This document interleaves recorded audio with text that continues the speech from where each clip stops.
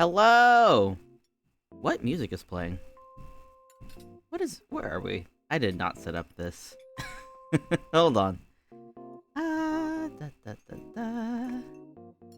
OBS setup is all funny. I still have it set up for my drawing stream.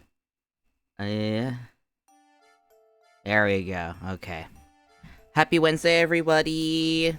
I was gonna start earlier today, but then I felt like absolute crap.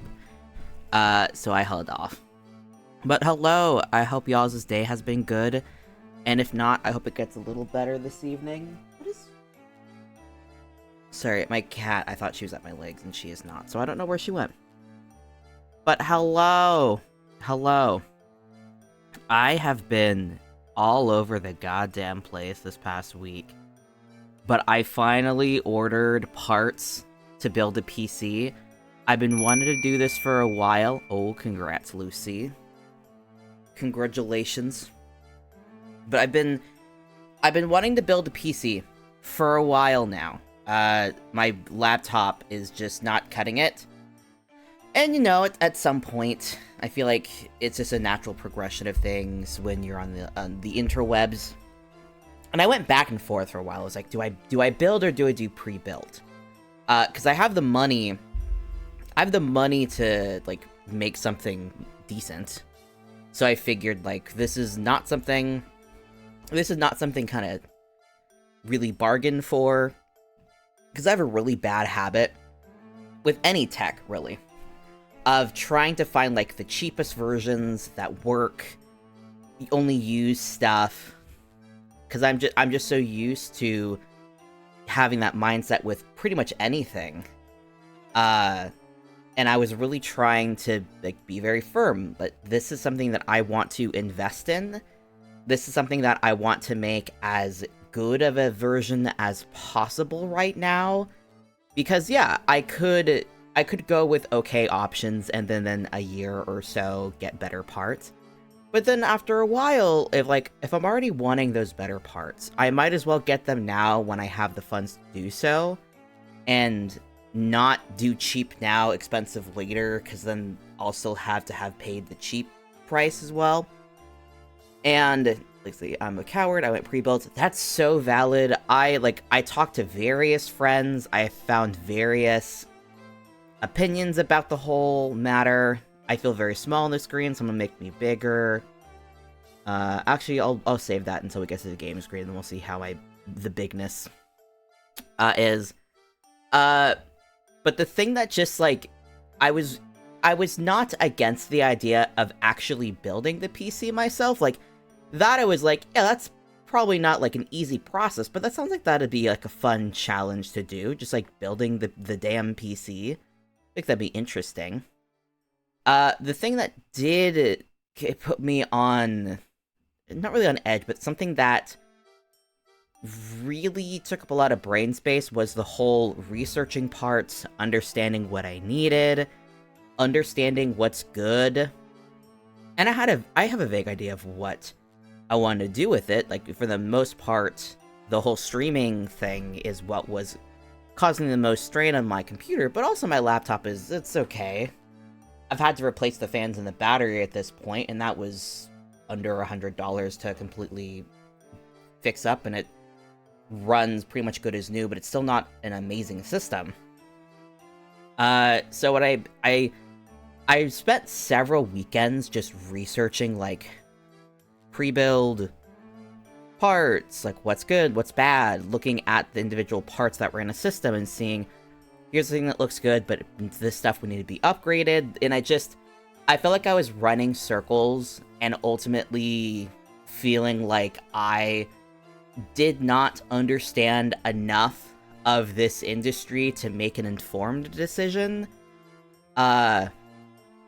Which, obviously, I don't want to spend $1,500 and have maybe bought, like, a really good graphics card, but a really bad motherboard. So I just gave up. I gave up on, I forget if it was Sunday or if it was Monday. I think it was Monday evening. I just kind of gave up and went, you know what? I'm not good at understanding all of these parts. I'm getting overwhelmed. But you know who's not going to get overwhelmed? PC bros on Fiverr who probably build parts lists for a living. So I literally went to Fiverr and typed in like PC part building. I forget what it was. It was really generic. And I found a person with a lot of reviews, a lot of good reviews that looked legit. And there's like this guy in London. He's like, hey, for 15 bucks, tell me what your needs are. And, oh, Mimi's running up. Hi, Mimi. Tell me what you need and what your, like, specifications are and, like, how well you even know the whole PC building process. And I'll get you a parts list. You can just do that. Yeah! I mean, Fiverr has all sorts of... if you don't know what Fiverr is, I'll type it out, the link for it. But essentially what it is it is a website where people can offer services, like things like commissions or like people with skills. In general, if you just want like someone to review something, like all sorts of stuff can be advertised on there. And this guy had a whole thing, and I was like, you know what? Even if like I don't know if this is a scam, it's probably not considering the amount of reviews this person has. But even if what I get back is kind of subpar or it's not amazing, it's at least a direction, and it's someone who in theory has more knowledge than I do. And this guy, like, God bless, I haven't gotten the parts myself and built it, so in theory this could have been a bunch of bullshit and nothing's actually going to fit together. But bless this guy, he, like, all the questions that he asked in his forum were really, like, thorough, like, what are you doing with it? What kind of, like, games are you running? Are there any specific brands you want specifically? What kind of RGB levels are you interested in? Like, all these, like, great questions. And I had done several weeks of, like, layman research. So I knew enough to answer all of these questions. The funny thing is, in the area with the brands, is I didn't have a specific brand I wanted. I had a specific brand that I had been warned about not getting. So all I had in that area was, like, I don't have a specific brand that I want, but please don't include any products from Asus, because I had heard really terrible things about their customer support. And, like, as someone who has not really been in this, like, area before, you know, I figured it's probably good to not go with a brand that I know is notorious for bad customer support, because that's just going to be annoying for me later on if I need help. But this guy, like, we had a bit of exchanges, answering some questions, and then he, less than a day later, gets me a, like, cohesive list of parts on, like, a parts building website. It's called, like, PC Picker or something like that. And I still have the list of parts, but, like, everything's organized.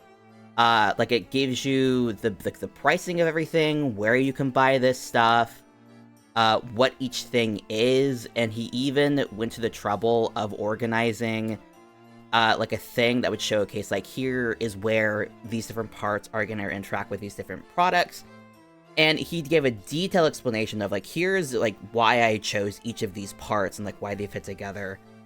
And, like, I literally went from Monday being like, I'm so overwhelmed by this, I don't know if I can, like, I don't know if I'll end up doing this, to Tuesday being like, literally the only thing at this point that I'm questioning is, do I want to go for the nice expensive monitor or try and go for a cheaper one?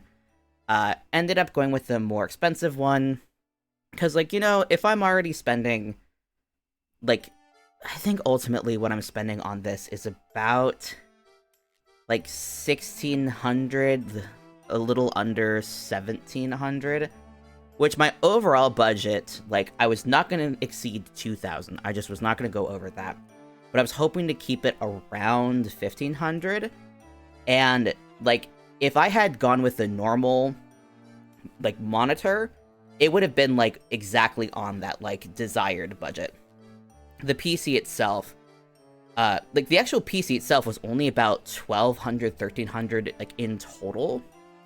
And I don't know if I can show the screen. But like for the parts that I have and what I've showed people, like it's gonna be a good PC. Like it's most likely gonna be more capacity and power than what I'm even needing. But considering how I have typically gone ahead with like technology in the past 10 years, is I tend to not spend enough like care into being like, here's what I need, and I tend to like my last laptop kind of fell apart because it just was it was like the cheapest laptop I could get that seemed okay, and it just was not performing enough, and so my mom ended up buying it off of me, and she got to enjoy the fun aspects of this crappy laptop. But it's gonna be nice, and I'm hoping, obviously, that everything fits together, and that I can build it, and it actually works, and it's good. Because I'm really excited to have a computer that is just like, it's nice. It is nice, it's good, I can run all of my stuff and not have, like, everything slow down after 2 programs open. I would love to use VRoid Studio and not have it crash on me every 5 minutes. That would be lovely. It's the get cheapest option. Cheapest option is cheap and breaks shock. Literally, that's how we've like approached clothing. That's how we approach food in my family. My family's very good at being like, how can I budget? How can I get the best bang for my buck? And in some areas, that's very good. And in some areas, that's not great, if you don't have to. And I made a bad financial decision last year, and it ended up being fine. And I wasn't going to keep pursuing the PC stuff with the whole like project ending thing. I apparently got a raise though. And I got like an extra chunk of change on my paycheck Friday. So that's why I jumped back onto this, because I was like, okay, so I do have money, actually. Hooray! For now, yay! But all of the stuff is supposed to be arriving somewhere between Monday and Wednesday. Everything is supposed to be showing up in theory. One of the deliveries is gonna be, like, I have to sign for it, which is gonna be awkward considering I'm, like, in the back of a house. So I have to give specific instructions for where them to go. So I have to sign for everything. But in theory, by next Monday, I'll have everything here. And my current plan is once I have everything with me, I'm just going to spend an evening. I'm going to set up a table in my bedroom, like put cardboard on the ground, hook myself up with an anti-shock wrist brace. I'm going to keep Mimi in the main part of the house so she doesn't contribute in a negative way. And I'm just going to spend all evening building this damn PC until it's running. And hopefully it will be lovely and I can actually have my stuff on it. My only, outside of just the general, like, it's stressful to build a PC worry, is the monitor I'm getting is 27 inches, which is gonna be about 24 inches wide. Because the way they measure monitors is diagonally, which was something I just found out. Or, I think I've learned that before, I just forgot. So it's about 24 inches wide. And my desk, it's not small, but it's got an angle to it. And it has this cool space in the back that would be great to have a monitor in. My only worry is that I don't know if I will be able to actually physically put it back there with how wide the monitor is. I think I'll be fine. But if it's too wide to put back there, I'm gonna have to do some, like, major reorganizing of my desk. Or just get a secondary table to put beside my desk to put it on. But I think it'll be fine. I've done measuring, and I think it can work. It's just gonna be a matter of, once it gets here, how is it handling? But I'm excited. I'm nervous. I think this will be fun. I have watched multiple videos of people building PCs, and one of a bunch of people dunking on a guy who built a PC in, like, the worst way possible. So I feel prepared, and I feel like I have people I can reach out to if I, like, need help. It's really expensive Legos is basically it. The only thing I'm super worried about is the whole wire situation, but the actual plugging parts into parts I don't think is going to be too bad. It's just going to be a lot of work, a lot of specific work. But I'm excited. I'm excited. This is giving me something to do while work is being meh. Expensive Legos, I'm dead. That's how I've heard it described. It's really expensive Legos. Expensive, risky Legos, do not touch the gold pins. All sorts of fun stuff. But I'm excited. Ooh, speaking of computers, we got new ones in our computer lab today. What? Holy shit, congratulations. I feel like libraries always have like 15-year-old systems in their labs. No more Windows 7. Oh god, they were still on 7. Christ, I'm so happy for you guys that you finally have that. That is oh god. Cuz the library from the library that I went to as a child, it was always old tech, and I feel like that's such a standard with what is it called? With libraries. 1 second. That's a computer, so have Windows 7 and can't run Google Chrome anymore. Ugh. That's so painful. You gotta upgrade.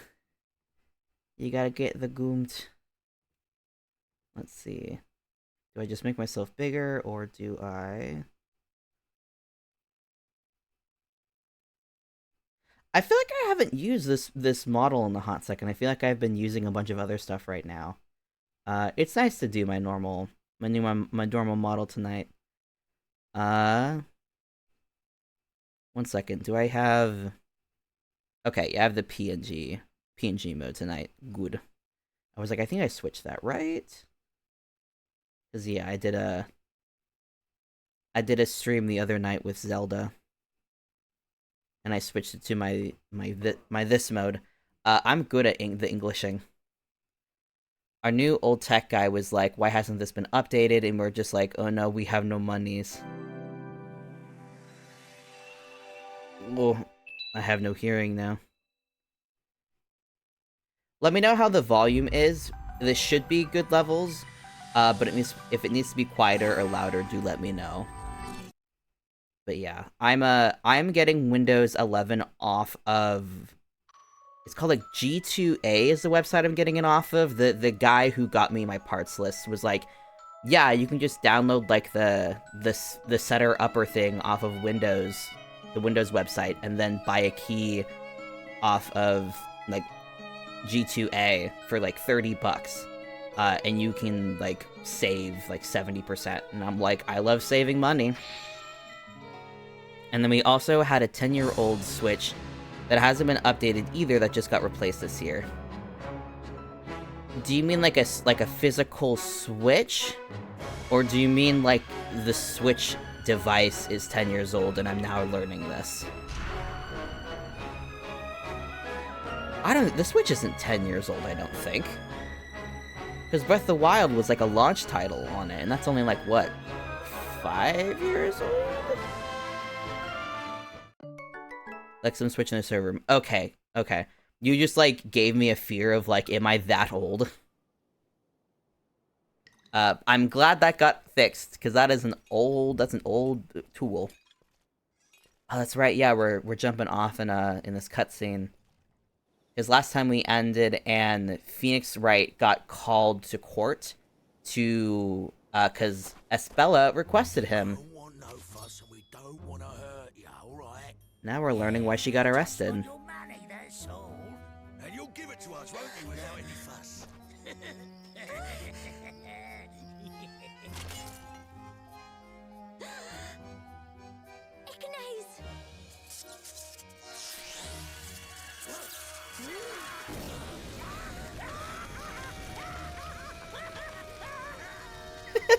Phoenix Wright witch trials. That's basically what, like, I think they literally call them the witch trials in this game. I don't think they call them court. It's just like, these are the witch trials. Because all the court cases have to do with witches or something.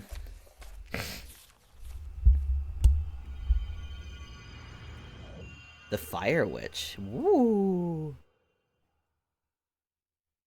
I completely, I played this game when it first came out. And, the main... Look at all the rats! The main overarching details I do remember. But individually, I have, no memory of this game, so I forgot, this particular case. Did not remember that Espella ever goes on the stand. Much less this being the context for why she goes on the stand. Phoenix is... Where is... Okay. So now we are transitioned out of Layton mode, and we are now into Phoenix Wright Ace Attorney mode. We see, Your Honor, she's not a witch, because there was a hole dug in the ground, and the person hiding underneath it lit a match and made it appear that she's summoning fire. Furthermore, that honestly could be what happens. I cannot remember what any of, this case is gonna be. It could, quite frankly, be that. Which would be hilarious if you are secretly giving spoilers, and I'm like, I don't fucking know. What is this place? The room is lit, but it's still somehow dark. The atmosphere feels heavy. Maya! Nick, what are we doing in a place like this? How should I know? We're just a couple of bakers. I don't think they brought us here to make bread. Could you imagine? I'm currently imagining, and that's probably what happens. Because, the whole, thing with the Phoenix games, the Professor Layton games, is, at the end of the day, magic does not exist. But there is some absolutely bizarre sci-fi stuff that does happen. So yeah, magic isn't happening, but something else happened, and it's probably something like that. It was a pre-rigged trap or something. Yikes. As it mirrors the guards staring daggers at us right now. Mr. Wright, Maya. Espella! What exactly is going on? I'm sorry. I was the one who sent for you both. You sent for us? My mic is really low. 1 second. Meh. Here we go. I'm trying to figure out a comfy spot. I was starting the stream really leaned forward, and now I'm all leaned back in the chair. Oh, also good news. My orthopedic slippers finally came in, and they have been fantastic. Oh my god. It's a little warm, but it's also really warm right now, so that was just gonna happen initially. But I can just throw these things in the washing machine and clean them. And they have really nice arc support, and they were 15, 20 bucks. They were really cheap. And they are helping my plantar fasciitis. I don't know how it's pronounced. My foot problems. It's been fantastic for them these past couple days. I'm being put on trial. No. Wait, what? What happened? I don't know. I just don't understand what's going on. I didn't do anything wrong. I couldn't possibly murder anyone. Murder? I beg you, Mr. Wright, please. I need your help. Just one more time. Just one more time. Thank you for her pet. Oh, I can't lean into them in my PNG form, but they're positioned correctly for it. Huh? You need my help? What could I possibly do? Espella, I'm just a baker. The only thing I know about law is how not to get on the... Oh, God.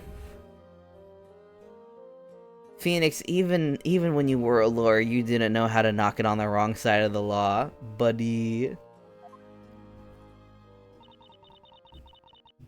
Maya knows. Maya knows because she's also bad at not getting caught up in the law. Wait, hold a second. Espella. What did you say? You just needed Nick's help just one more time. One more time. I'm not quite sure myself, but when the knights came and took me, a vision suddenly appeared in my mind. It was Mr. Wright.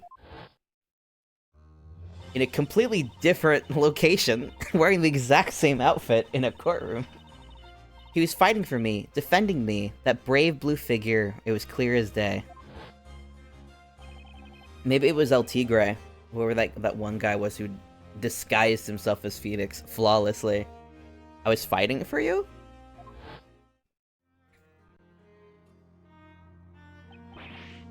No way, that's impossible. I mean, like I already said, I'm just a baker.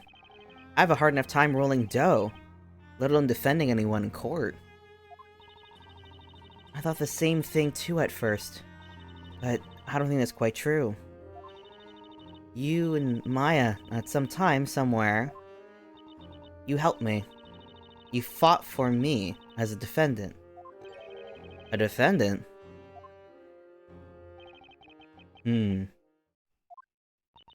What's wrong, Nick? Wish I knew, Maya, but hearing Espella mention a defender, I can't help but feel something inside of me just burning at the mention of it. Accused, defender. What? We're getting in it now. It is time. Head forth, you two. Head forth? Where are we going exactly? To the courtroom, in which today's trial will be taken, the Chamber of Fire. Chamber of Fire? Make haste. If you're but a moment late, a guilty verdict will be delivered immediately. I can't remember what the judge looks like in this game, so this will be a fun surprise for everyone. What? No way. Mr. Wright. I'm truly sorry, Mr. Wright. I know this is all so sudden. It's a lost cause, isn't it? Aw, Phoenix. Come on, Phoenix. Well then, let's head inside, Espella. Come on. Huh? This overwhelming pressure, it feels so familiar somehow. Almost like deja vu. Mr. Wright. Yes, wiggle dogs. Let's go, Maya. Maybe we'll get a better idea once the trial gets underway. We also literally don't know what happened. Again, no one has given us facts on the case before we enter the crime scene, the courtroom. All we know is the flashback that we as characters have not seen. Alright, let's do it right, Nick. Well, let's do it to it.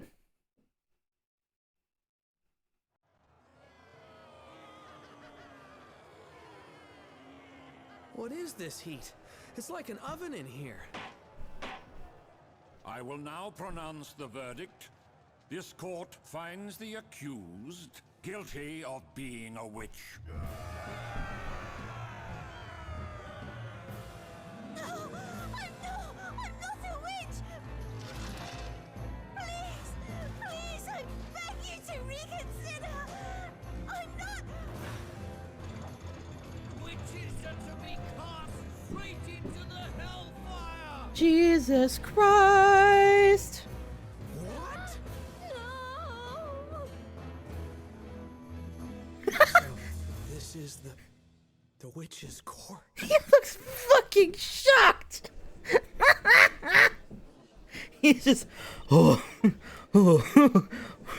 Well, how you feeling, Nick? We just watched the murder happen.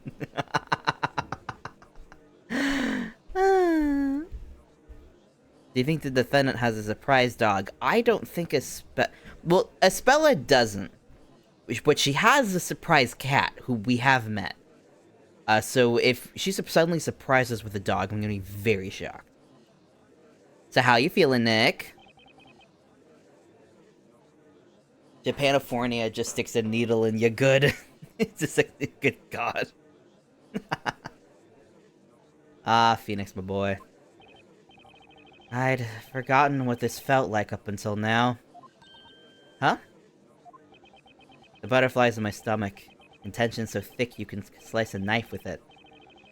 All these feelings. And Edgeworth isn't even here. Ah. These are all feelings that I'm definitely familiar with. Anyway, you're here to fight for Espella. Get out of this place while she's just in a cage. Okay, this is why I always was, like, thrown off when watching the Phoenix Wright game and then playing Greatest Attorney. Their assistant was always to your character's right. And in this game, the defendant's to your left. And I kept being like, why am I remembering everybody being to the left of you and not the right? This is why. It was this damn game, for whatever reason, was just suddenly being like, everyone's to the left of you, even though all the Phoenix Wright games, everyone's to the right of you. The court is now in session for the trial of Espella Cantabella.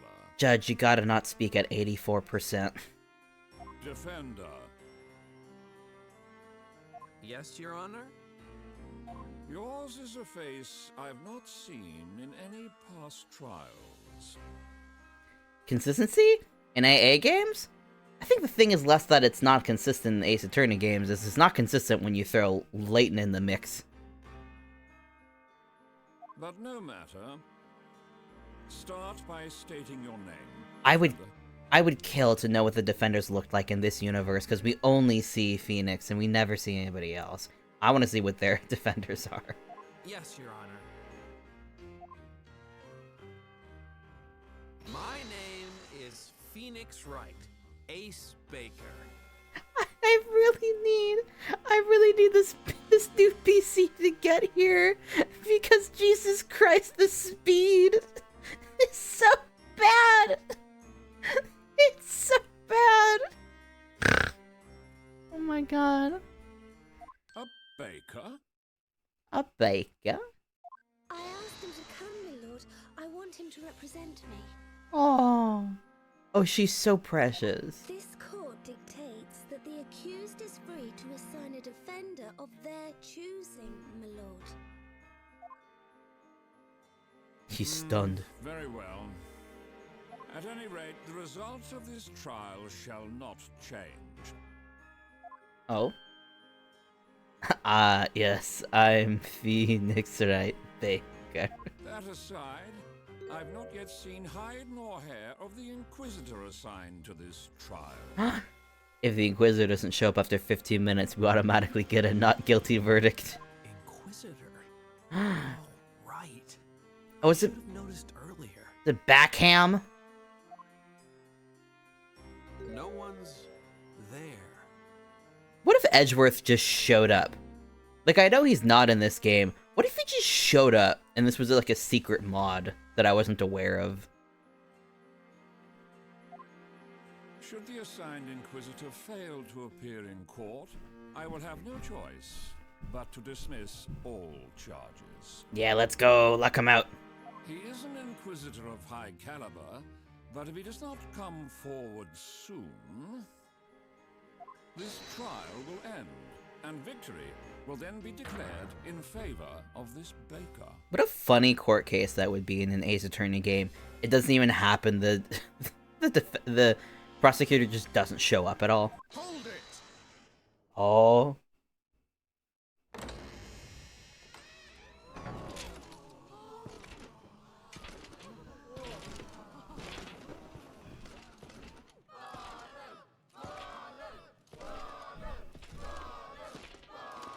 Barnham, that's it. My assistants undress me.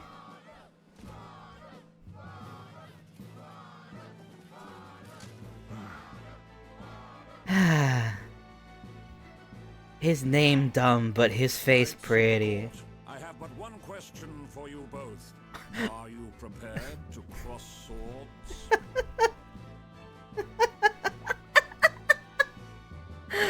Oh, that's been in one of the naughty fics, I believe. I would not be surprised. Can you dig it? Do you think his assistants know him carnally? Absolutely. Cross swords, my liege. I, Inquisitor Zacharias Barnum, am indeed prepared to do battle, my lord. Oh my god, I forgot his voice was good too. Oh, Christ alive. Oh, this is a good game to play when you've become an adult. This is a good game. Just gonna... yeah, look at him for a minute. Just gonna be a little homosexual for a hot moment. Is that what they call it now? Is that what they call what? Is that what they call what, Lucy? Drink some water. Specify. Drink some water. Drink some water. I will drink water. Thank you. Thank you for helping quench my thirst.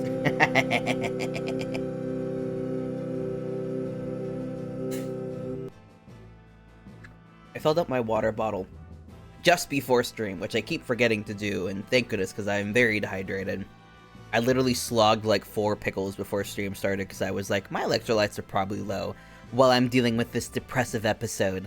Let's, you know, put a little bit of nutrients back inside of me.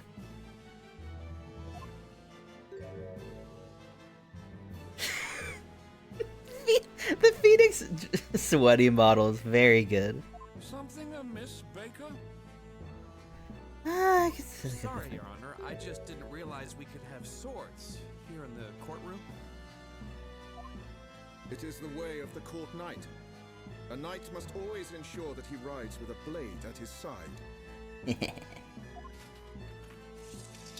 Now then, state your name, Sir Blue Knight. That's a long-ass hilt, my guy. That's a really thin one, too. That is not going to be great for gripping, I don't imagine. Huh? My name's Phoenix Wright. I'm a baker. How many times will he make me say it? You thinking, Barnham? Nick, quit with the long face. You look miserable. No need to waste your breath. This trial will be over before you can utter a single objection. Oh, calm down, Barnham.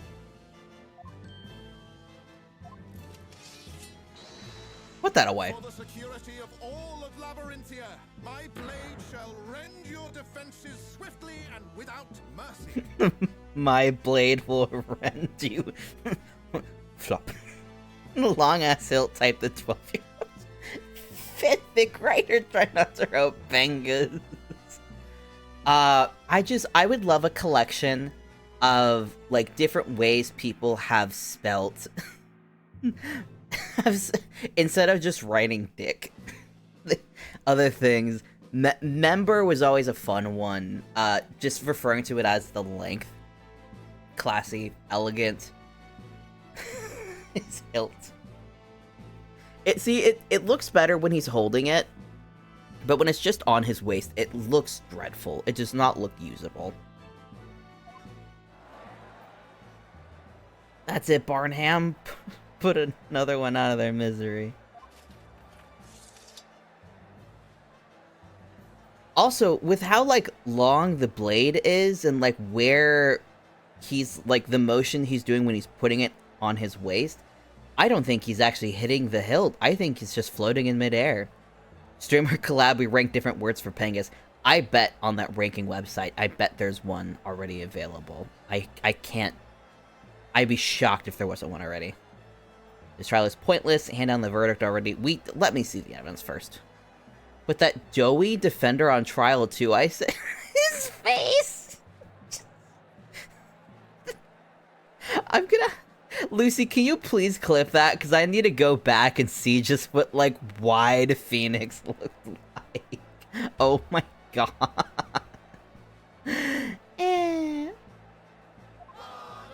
Barnum. Ah, Barnum. But when you just pronounce it Barnum, it sounds a lot better, but Barnham, I will not get over. Oh boy, what's with all this excitement? You'd hardly think this was a courtroom. Guy doesn't seem very interested in the law, that's for sure. Like they're just all hoping for a guilty verdict. Inquisitor Barnum, you may begin your opening statement. As you wish, my lord. First, let us begin by recounting the events leading up to the murder.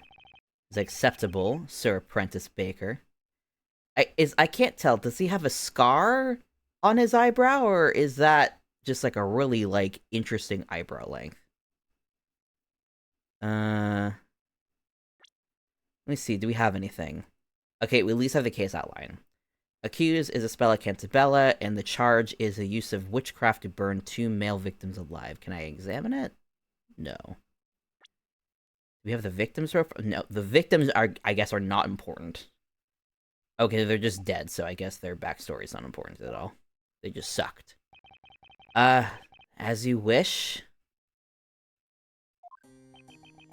The murder occurred this very evening. We don't even get the cursory wait until the morning. Yesterday, there was a heavy rainfall in the area. Eventually it gave way to sunshine, which came just in time for the day's parade. Although a few hours after the parade ended, the rain set in once more. That must have been when Espella and the others were at the Great Archive. No, 1 second.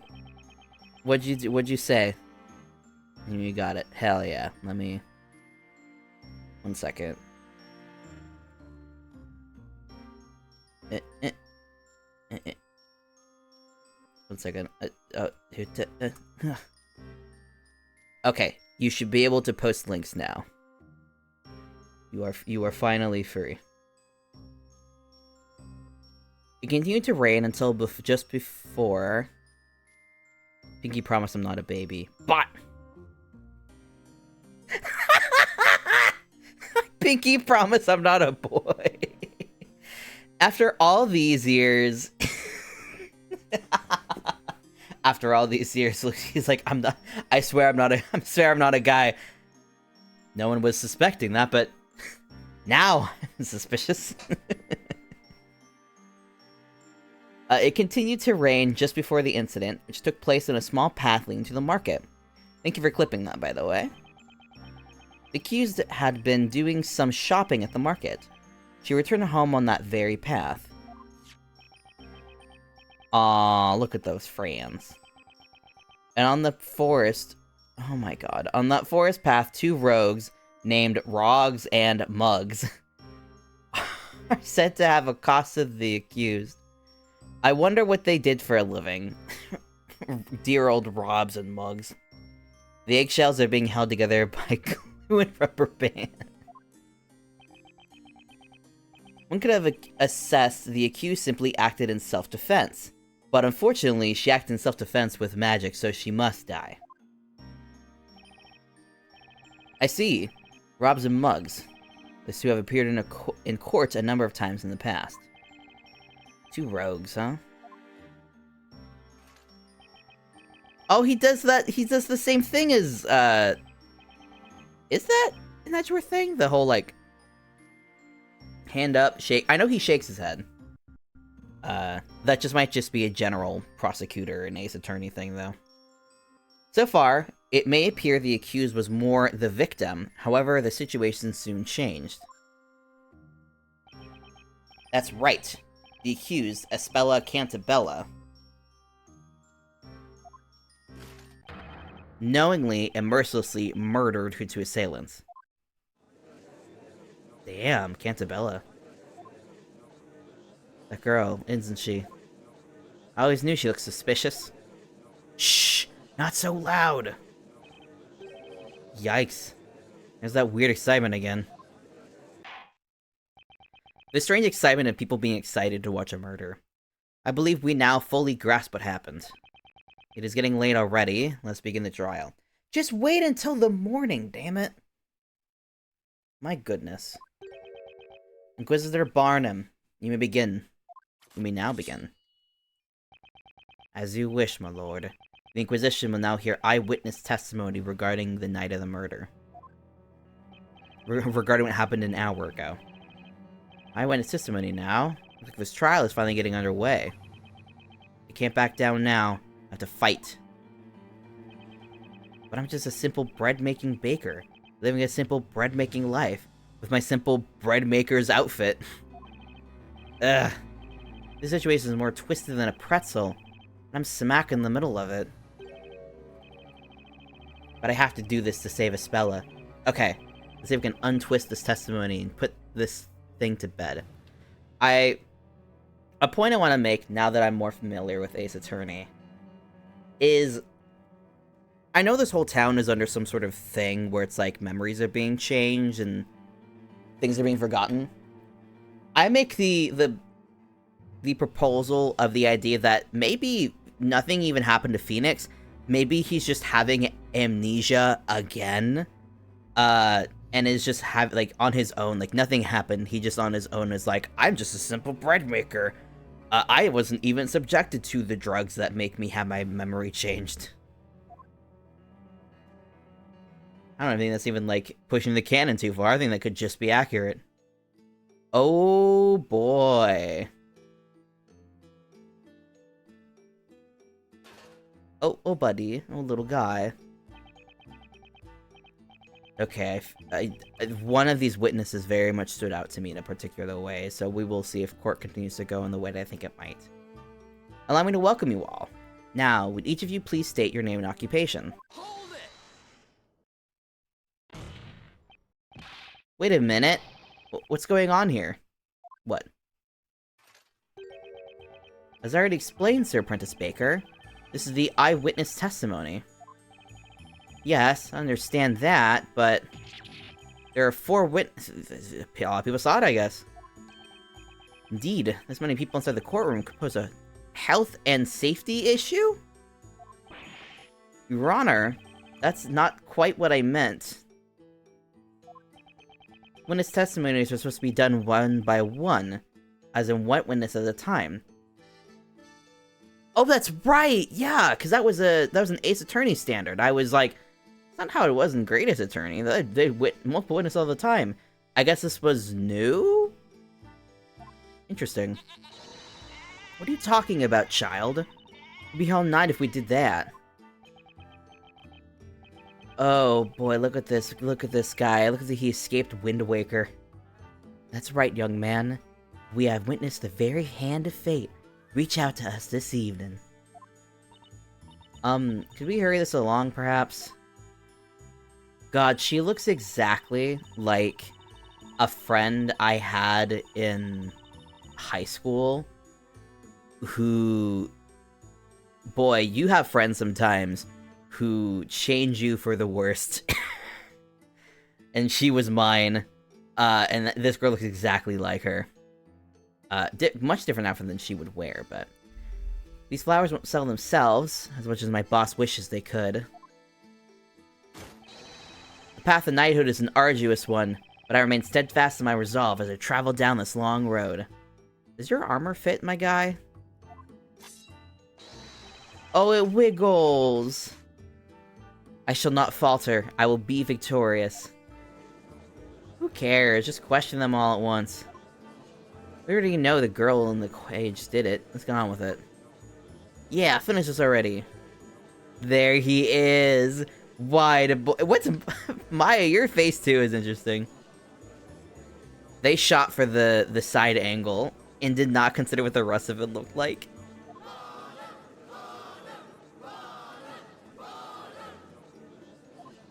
Ah, delightful. Witnesses, again, state your name and occupations. I am known as Wordsmith. But what is a name? How doth one describe an occupation? Like the bubbling of a babbling brook. I flow gracefully around the rocks and debris that is life, nary a worry in my mind. Right, so I guess that means he's jobless. My name is Mary, and this darling kid is Snowy. Aww. It's a baby. Snowy and I often travel to the edge of town to sell delicious fresh milk. Look like that doesn't happen overnight. Work my hands to the bone, squeezing each drop out, literally. That sounds pretty frightening. I'm Kira. I'm a flower seller. Aww. You would all be so kind. Feel free to purchase one of my beautiful flowers at any time during the trial. There's no way I'm selling them all by morning. Oh, the job of flower girl is so hard. Yeesh, talk about a hard sell. My name is Nightle? I'm gonna say Nightle. I aim to join our town's order of knights. I study night and day, though I'm still a little mere squire. Doing the Knights of the Inquisition is my life's ambition, and I, Nigel, will do whatever necessary to join. So he's jobless too. Honorable witnesses, I ask that you show this court your best when delivering your testimonies. Now tell us what exactly you all saw on this ill-fated eve. Alright, let's get into the thick of it. What we saw tonight. The delicious scent of mid-even dinner permeated the air, and a soft light shone faintly in the distance. Muggs grabbed the girl by the arm, and looked like he almost pushed her to the ground. I heard a faint voice cry out. The next moment, those two villainous men burst into flames. There was not a trace of fire to be seen in the area. Without a doubt, magic must have been used. Magic? Sir Apprentice Baker, you may now begin your interrogation. I have but one piece of advice. I suggest you pay it heed.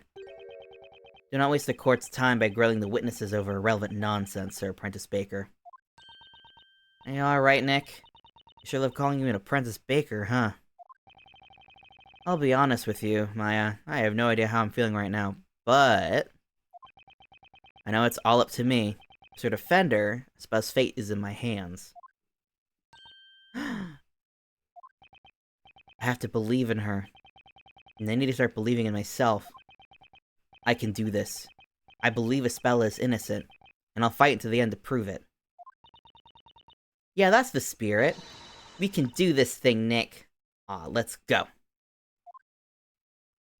Believe in the me who believes in the you who believes in the me.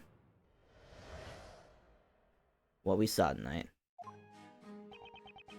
Okay. So Barnum just said don't grill everything, so I'm assuming that means like don't present on everything.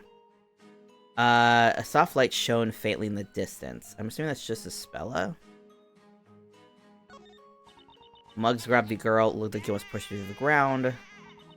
Heard a faint voice cry out. I'm gonna double check if she knows who yelled. Whose cry did you hear? Well, it was the accused. It was Espella's voice, no doubt about it. So, you know Miss Cantabella?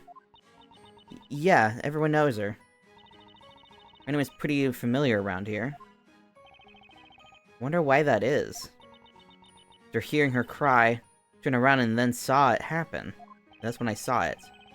The two of them being swallowed up by the flames, you mean? I've never, ever in my life witnessed another sight as dreadful as that.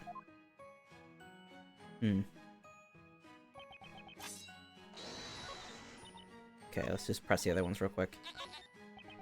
This just feels like a tutorial. Come on. Come on! Hold it! A little faster. What time would that be exactly? Dinner time. When else would the scent of dinner be in the air, if not dinner time? Do you see? Not so much. The sun already had set by that time. That should be adequate. The sun had already set. So you clearly witnessed what happened tonight, is that correct? I've been dubbed a witness, thus I must have clearly witnessed something, do you see? In that case, how much light was in the immediate area at that time? Enough to see the nose on my face, but not enough to see the trees ahead, do you see? No, that doesn't add up. The area was completely dark, so you couldn't have possibly witnessed anything. Do you see? Nevertheless, something caught my eye. It was the most ominous sight. Ominous is what that sight was. Okay, I get it. It was ominous. Objection! What firm, Sir Apprentice Baker? Huh? I hate to disappoint you, but there was, in fact, light in that area. Huh? Take a look at this. This is a drawing of the crime scene based on the witness's account as penned by Court Illustrator. The Court Illustrator? I've never heard of that before. Look carefully.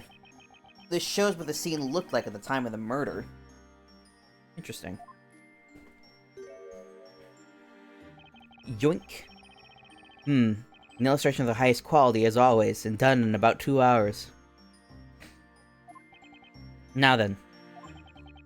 We have established that by the time the murder occurred, the sun had already set.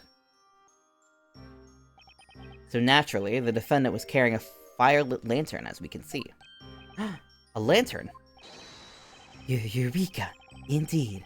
Yes, that is what I was saying earlier. There's a lantern. A lantern, I say. Oh, please. You totally forgot. To be honest, I did not imagine it would be necessary to present this, but... My lord, here's a lantern in question. This is what was responsible for the light illuminating the area. Very well. The court accepts this into evidence. Oh, Mimi time. Where she's going. Speaking of which, Inquisitor Barnum, in this drawing... Milk. The accused seemed to be holding a milk bucket of sorts. What became of this? That... is a strange case indeed, my lord. The bucket seemingly disappeared from the murder scene. Ooh... The milk bucket disappeared, you say? There's been talk of wolves lying in the nearby forest. It is thought they often make off with items they find lying on the ground. Great. Wolves that steal your stuff. Remember not to set foot in that forest. This is great, Nick. We've got new evidence now. Let's look at it, actually. The lantern Isabella was holding, the glass is broken and covered in mud. So the ground was still... The ground was still wet, so... I feel like that's gonna end up being something if the ground was still wet. Yeah, I guess you're right. You know, Nick, you don't really look like just some normal run-of-the-mill baker. Okay. I'd say you're more like a somewhat articulate run-of-the-mill baker. You might even have a knack for being a defender. There's a clear contradiction somewhere in that testimony, and I'm gonna find it. Okay. Muggs grabbed the girl by the arm, and looked like he almost pushed her to the ground. Hold it! Muggs was one of the two rogues, is that correct? Oh, that's right. That man who grabbed the girl's arm and pulled out a knife. Do we not get the court illustration? You good, Mary? Is something wrong? Or was it Rob's that grabbed the girl and had the knife? Oh, to be held like a small goat. Lamb? Yeah, I think Lamb is the... Well, she called it Kit, I think. Or she called it... Lamb is a sheep. Yeah, lamb is for a baby sheep. A baby goat is a kid. So that would be a kid. Well, it's baaing, so it's a lamb. Yeah, it's a lamb. So she doesn't know who was holding the girl. Huh? Oh dear. Let's see. Rob's was the short one and Rob's was the... No, I think I the other way around. You good, Mary? Just say which one grabbed her. Tall or small. Well, it doesn't really matter which one of them now, does it? That's right, Snowy. That's all well and good. I was kinda just hoping you'd testify about the lantern. Oh, so he mentions the lantern. Honorable witnesses, please continue to... literally nothing from that. I heard a faint voice cry out. The next moment, the two villainous men burst into flames. Does your statement change now that we have everything? I mean, not really. I'm not pressing him again because I have a lantern. There's no trace of fire to be seen in the area. Without a doubt, magic must have been used. I mean, the lantern exists, but I don't know if that's enough. Hold it! Isn't it a bit premature to assume it was magic? What an absurd statement. Say what? You gonna go? There we go. Think about it. The naves were engulfed in flames in the blink of an eye. The blink of an eye. There's not a single trace of any other fire source we found in the area. Okay, we're just presenting the lantern. Something I would really like is in Ace Attorney, if you could present evidence in the middle of a testimony. Because it is so annoying, because I know now, very clearly, I need to give this guy the lantern. That's obvious. But I know when I finish up this testimony, I'm not going to get the chance to present the evidence before I have to hear Maya give me 5 minutes of explanation of, hey, you know how when you're in court, you present evidence? And that is so annoying when I'm just trying to listen to everybody's testimony. I don't need to be told how this works again. Ay, ay, ay. Did I hear that right? I think I just found a contradiction in this testimony. Let's do this thing, Nick. Hurry, present something. And then with some decisive evidence. Yep, so now I have to hear them be like, oh, this is the circumstance. Espella was carrying a lantern at the time of the murder. The fact definitely contradicts a certain witness's testimony. That's right, but even if we know where the contradiction is, where do we go from there? I don't know, Maya. We probably have like an hour of court. I mean, what can we do? There's a couple of bakers, after all. No, Maya. I think you're wrong. Huh? I don't know why, but I feel like I know how to do this. I can press the present button. If you're gonna speak up in court, there's only one thing that people will listen to, and that's evidence. Unless it's the witch's court when they'll just hear, it's a witch, and they'll be like, alright, kill. I just have to try and present evidence whenever there's contradiction. Okay, I know how this works. I don't need to hear that. Nope. And present. There we go. Come on. Objection! Come on. Oh. Oh. You okay? What is the matter, Defender? Phoenix is blanking out. Oh shit, he's going sicko mode. What is this feeling? I just felt the urge to shout out. Right from the bottom of my lungs. Pointing my finger. Objection. I can't help but feel that's a word I've used quite a bit in the past. That's it. I remember now. I remember everything. The Legal League of Attorneys exchange, Espella's trial, and then that strange book.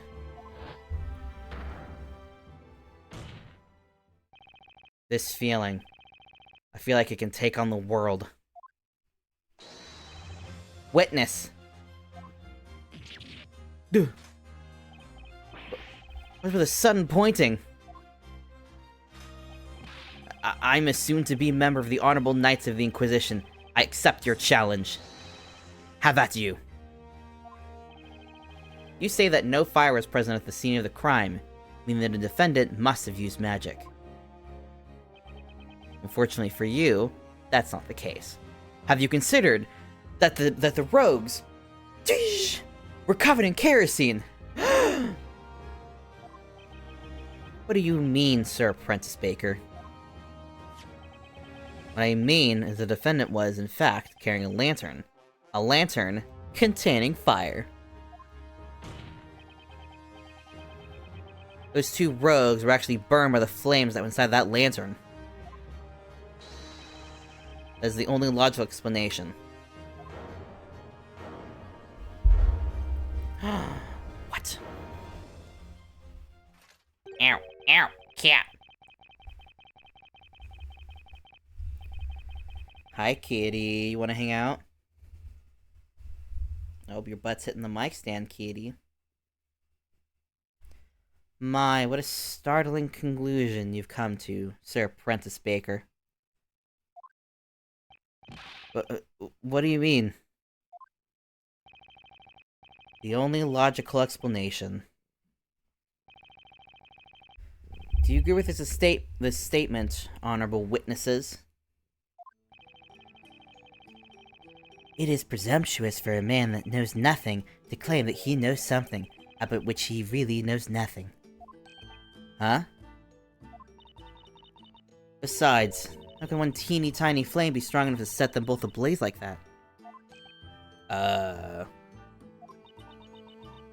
There were two of them.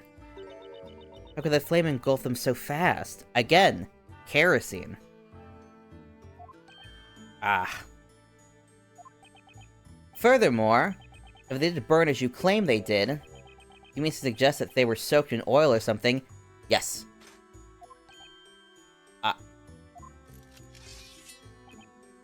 Well, Sir Blue Knight. Sir Sonic of the Hedgehogs? It would seem you have bitten off more than you can chew. Ah!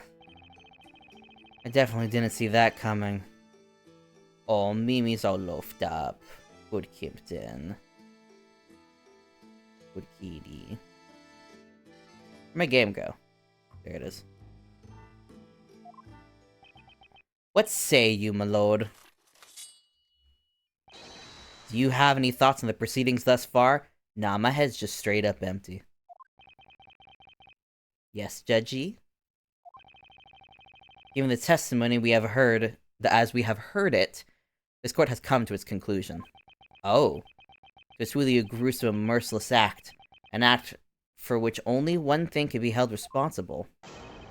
The nefarious crime of magic. Damn. Hold it! Hang the fuck on! But, wait just a second. There's something you have forgotten to mention, Defender. Not exactly, Your Honor. It's just that, I mean, you said magic. That can't be right, can it? What are you suggesting, Sir Prentice Baker? Witches use magic, which in turn brings about disaster. Such as the way of this world, is it not? Well, yeah, that may seem to be the case. But no way is that actually possible, right? This court finds Espella Cantabella, the accused, charged with being a witch. Espella... Oh, Phoenix, did you not read the court case? A witch's existence in this world is a crime in itself. The ability to use and control magic is a criminal offense, indeed. As such, any witch found practicing magic will be sentenced to death by fire. No, you're wrong! I'm not a witch!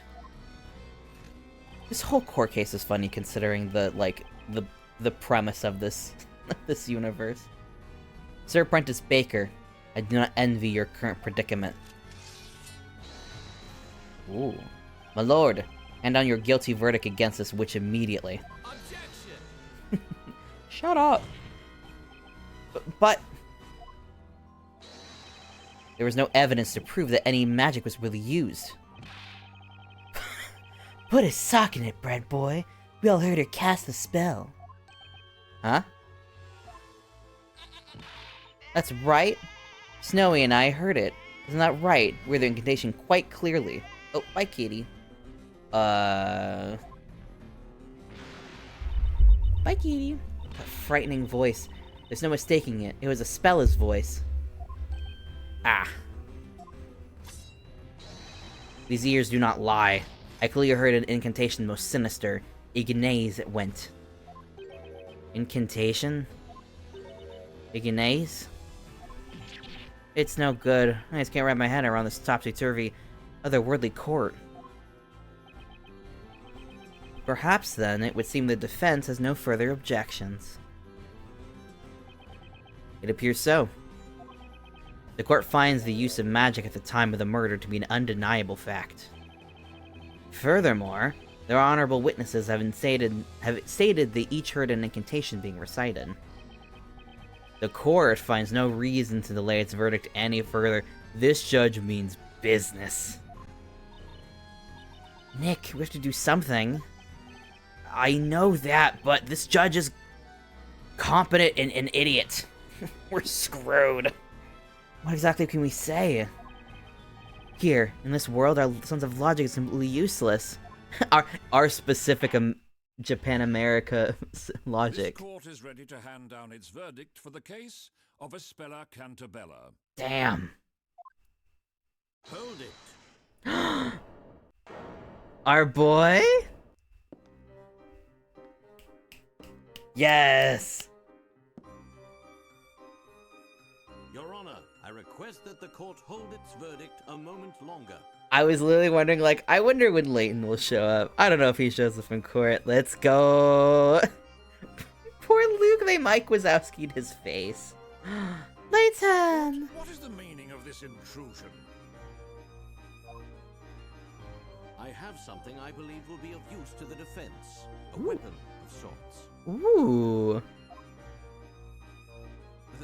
That's... the Grand Grimoire. All of this world's magic is contained within its pages. I am obsessed with just, like, how the audience, I forget what the word is for the people who attend a court case, how the audience is reacting to just some strange man in strange garb walking in saying, I have something that would be useful, the tome that contains information about literally all magic, and just like, who the hell is this guy? Why does he have this? Are you the Grand Witch? Kill. Without it, this trial cannot reach a satisfactory conclusion. If you're going to kill Espella, do it with knowledge. The Grand Grimoire. Grimoire. Oh, they're here! What's up, squad? We meet again, Mr. Wright. Well now, it seems things are already afoot here, so the real contest begins now. Are you fully prepared? Luke's gaze is unsettling. This boy is not meant to look straightforward like this.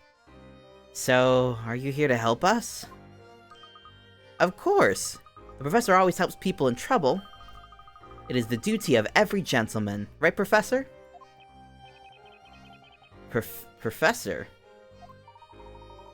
There's a saying that I find quite useful in situations such as this. There's a time for words and a time for action. Right. You have been working as a baker in this town until now, have you not? I must say, I'm a little mystified. I expected you to be more familiar with this world and its system of magic. Yeah, how can I put this? I guess that's not quite the full story. First of all, I'm American. Is that so? Kind of had an epiphany just now. I remembered all sorts of things. Like how I'm not actually a baker. And, well, how magic can't really exist. Yeah, Layton? Then it would seem I was correct about you, Mr. Wright. You are not, in fact, a citizen of this town. Is that correct? Right. At least it seems that way. However, for now, we have no option but to accept this world and its rules as reality. But first understanding those rules, I'm afraid you will not be able to save Miss Cantabella. But... things like magic only exist in fairy tales and make-believe. I'm afraid, Mr. Wright, it would seem magic does in fact exist in this world. Such a truth cannot be denied. Interesting. Indeed. That is why the Grand Grimoire is a weapon well suited for this witch trial. At the moment, you are tantamount to Knight Without a Sword. Oh, speaking of which... I feel more like an attorney without a chance, actually. That guy looks cool and has a sword. I don't think I can win. Right then, Mr. I guess Luke has replaced Maya. No. Right then, Mr. Wright. I'll explain how the Grand Grimoire works. Ooh! I look at the touchscreen. Okay. Touching the Grand Grimoire button will open up the Grand Grimoire. Ignace Inferno spell. Summon a spell of a flame within 1 meter radius of the caster. Requires an incantation and sceptre to cast. I don't think she had a scepter. She had milk. Ooh. You will to present spells from the Grand Grimoire in much the same way you would present evidence. This book will surely be a most important asset for us in this trial. It already will be. She didn't have the steps to do it. I love that it's spelled out like a D&D spell. Like, it's like, you get 1 meter of fire, you need the word, and you need the scepter to do it. Oh, that reminds me. I've gone ahead and bookmarked the spell Ignaze for you. Oh, I wish we would look at more of the spells in this book. That'd be fun. Ignaze. That's the magic spell of all the witnesses said they heard, right? Nick, you should take a look at that spell. I know, there's a scepter. All I have to do is touch... Yeah, okay. The defender has been given more than enough time. It would seem this trial has reached its end. No, it's not. This truly was the final testimony. Is that understood, Sir Apprentice Baker?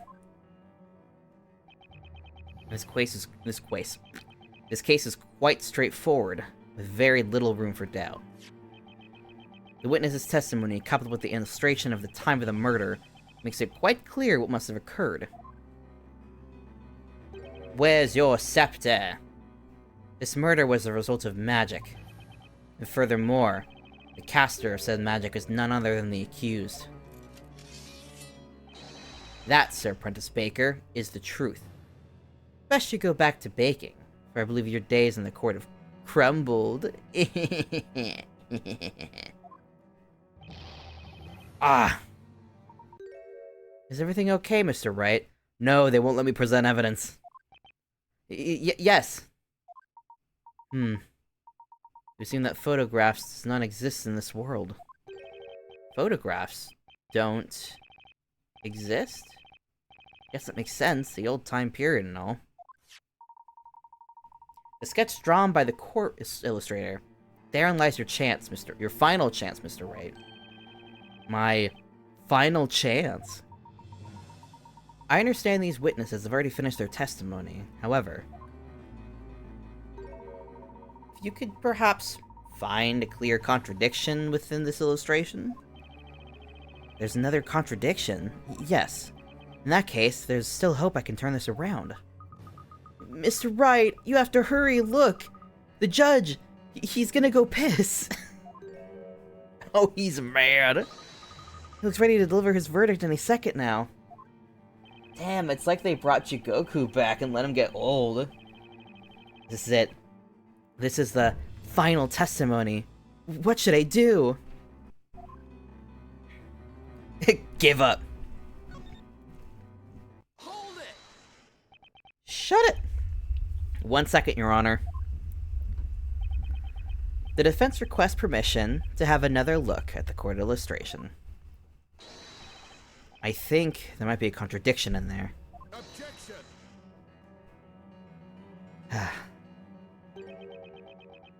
You are already out of time. All testimony and evidence given thus far has been proven to be accurate. Objection! I wouldn't be so sure, Inquisitor Barnum. Ooh, sassy stance! There's just one thing you've overlooked. A piece of evidence within this book. The Grand Grimoire. Absurd. Overlooked something. You were the defender here. You should have examined the tome earlier. I didn't know that it existed. You're right. I should have. I also should have read the court details before I entered this room, but you know how it is. But unfortunately, I was nothing but a simple baker until just now. Now, I'm a queen.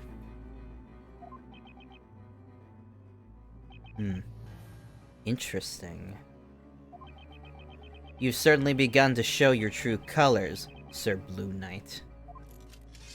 Sir Sonic the Hedgehog. Let us see what type of knight you truly are. Have at you. The defender will now show us the supposed contradiction. the court illustration, and the Grand Grimoire. Somewhere there's a contradiction between those two, and I've got to find it. This is my last chance. Defender, use this magnifying glass to look at the points of relevance. Then reveal to the court the location of his contradiction. Okay. So, it's gotta be either of her hands. I'm gonna point out the bucket, because that's the thing that's like, oh, she had milk, so her hand was full. Okay.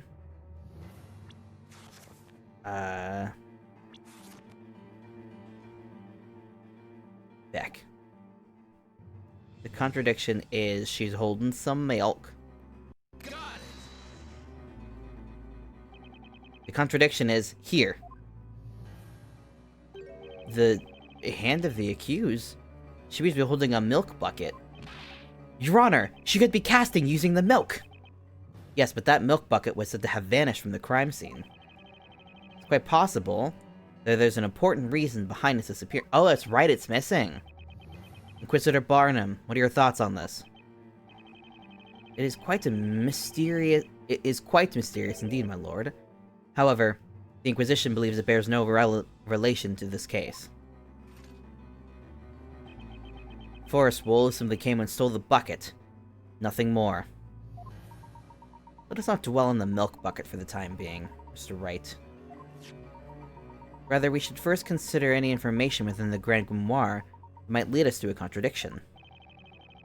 A new piece of evidence. Maybe I should take another look at it.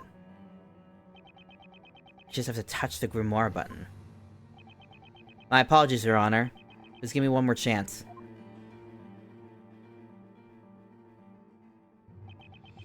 Granted, but be warned. You're running out of chances, defendant. I have literally done nothing incorrect. The defender will now show us the supposed contradiction. The court illustration, the Grand Grimoire. Somewhere there's a contradiction between those two, and I've got to find it. Oh. Oh, what? I did though. Yeah. What? I guess just the wrong hand. Okay, the other hand. Got it. The contradiction is right here. She's holding a lantern. What is your point? So I just picked the wrong hand. Her hand was full with the bucket! The bucket's missing! It's not important. Her hand was full with a lantern! What? According to this tome, using the spell Ignaze requires the uses of a witch's sceptre, as well as an incantation. Isn't that right? Correct. For witches to use magic, they must be in possession of a witch's sceptre, also known as a tela magica. A puella magica. A puella tela magica. If that's the case, then there's one thing that doesn't add up. Take another look at Miss Cantabella's hands. Tell me, do you see the witch's scepter in either of her hands?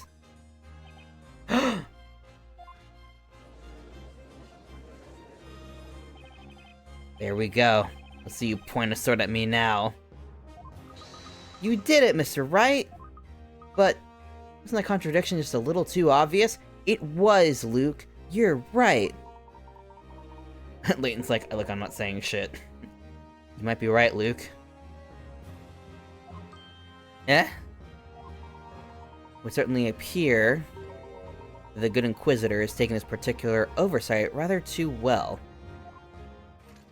Okay. That is correct, Sir Baker. But you should not underestimate me. This is perhaps your first time seeing this item, is it? Oh, Jesus Christ. Right here is the very scepter you mentioned. Ah, yeah, she was just, it was behind her back. One of the witnesses found it tossed in the shrubbery on the side of the path. Ah, yes, indeed. That was I. I located it. I certainly was not the witch in question. My feet found themselves ensnared in the blasted thing, and it sent me flying through the air. Somehow I'm not surprised to hear you fell, Gramps. The scepter does seem to be carrying most sinister air. Isn't that just a Caduceus staff? Like a medical symbol? They're like, ah man, this thing, evil. This whole game is just like a commentary on vaccines. And the vaccine scare. Indeed, my lord. However, the scepter will only work well in the hands of a witch, with incantation being said aloud. Aw, that's too bad. I wanted to try lighting some stuff on fire. Do it, Maya. The world is your oyster. Please don't look at me when you say that. You see, these are 2 magic gems set in this scepter. Magic gems? Looks like a red gem and a white gem. These gems each contain a particular magic spell. This is so goddamn cumbersome. Absolutely rip to any of these witches out here trying to practice magic with all of this stuff. That is so cumbersome. By simply looking at these magic gems, one can easily determine which magic spell can be used. Fire and, I don't know, magic prison. Nick! Quick, look at this page. Ah, there we go. Is that the red magic gem? Indeed, the red gem you see here is a spell like Naze. And if you look carefully, you should notice that the scepter is also one more spell that can be used. What is it? One more spell? That must be the white gem. Mr. Wright! I found it! Use a spell for the white magic gem. I'm glad they got these all carefully labeled. Causes anything the caster touches to vanish from sight. Simply chant a mirror to make it reappear. Her hands were full, though. Dimir. Dimir Amir. Interesting. Causes anything the caster touches to vanish from sight.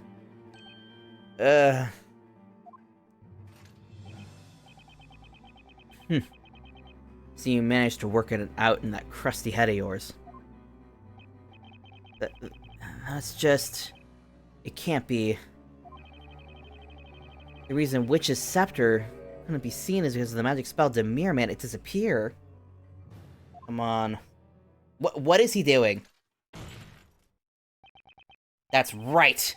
You had to rev it up for a while, my guy. That was a bit much. That's right, in other words. The accused conjured a cowardly spell to camouflage herself using her own... Blech. The accused conjured a cowardly spell to camouflage her own use of magic.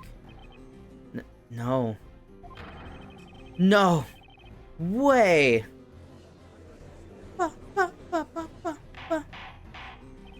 Order, order, order! Come on. Inquisitor Barnum, please submit the scepter into evidence. Objection! Hold on, please. Is there a problem, Sir Baker? Okay, I understand this is a witch's scepter. However, whether or not the scepter was Miss Cantabella's possession has not yet been proven. What are you talking about, Sir Princess Baker? Isn't it obvious? Talking about fingerprints. Fuck you talking about? Supposedly, Miss Cantabella did in fact handle this witch's scepter. Then her fingerprint should still be on it. Uh-oh. Uh-oh. Uh-oh. Oh. Awkward.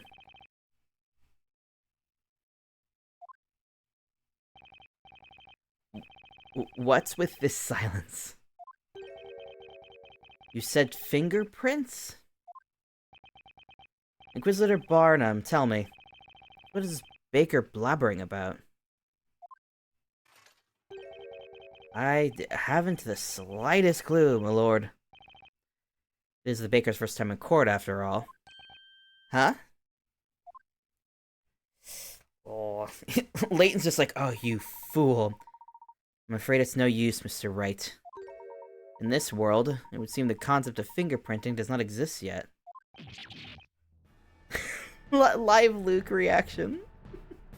What? I can't believe it. You better start believing, buddy. As I have said already, unless you head back to the bakery, let you continue to serve this for more of your half-baked ideas. Absolutely as half-baked as your terrible puns, Barnum. Forensic science does not exist here. Instead, this is a world in which witches and magic are accepted as fact. Truly fascinating. Alright, it's a magic scepter that needed to be cast. Bleh. Magic scepter needed to cast spells. The available spells depend on magic gems. No! What the heck? There are just way too many things I don't know about this world. Mr. Wright, I believe you may be able to take these things you don't know and use them to your advantage. Huh? The Inquisition believes there is no room for debate in this matter. The accused clearly attempted to conceal her magic. Take a peek at that? Ooh, we get details. The magic scepter needed to cast spells. The available spells depend on the magic gems. Can I see it? Okay, that's it. I wonder if maybe there's a third gem at play that we are not aware of. Better luck next time, Sir Apprentice Baker. Mayhaps your next loaf will not leave such a bitter taste in our mouths. I like that he's like, I'm gonna call you Sir, okay? I'm gonna refer to you as a type of knight. But depending on my level of respect, you're either gonna be Sir Knight or Sir Baker. Now then, my lord, I believe it is time. I ask that you render your unwavering verdict. Objection.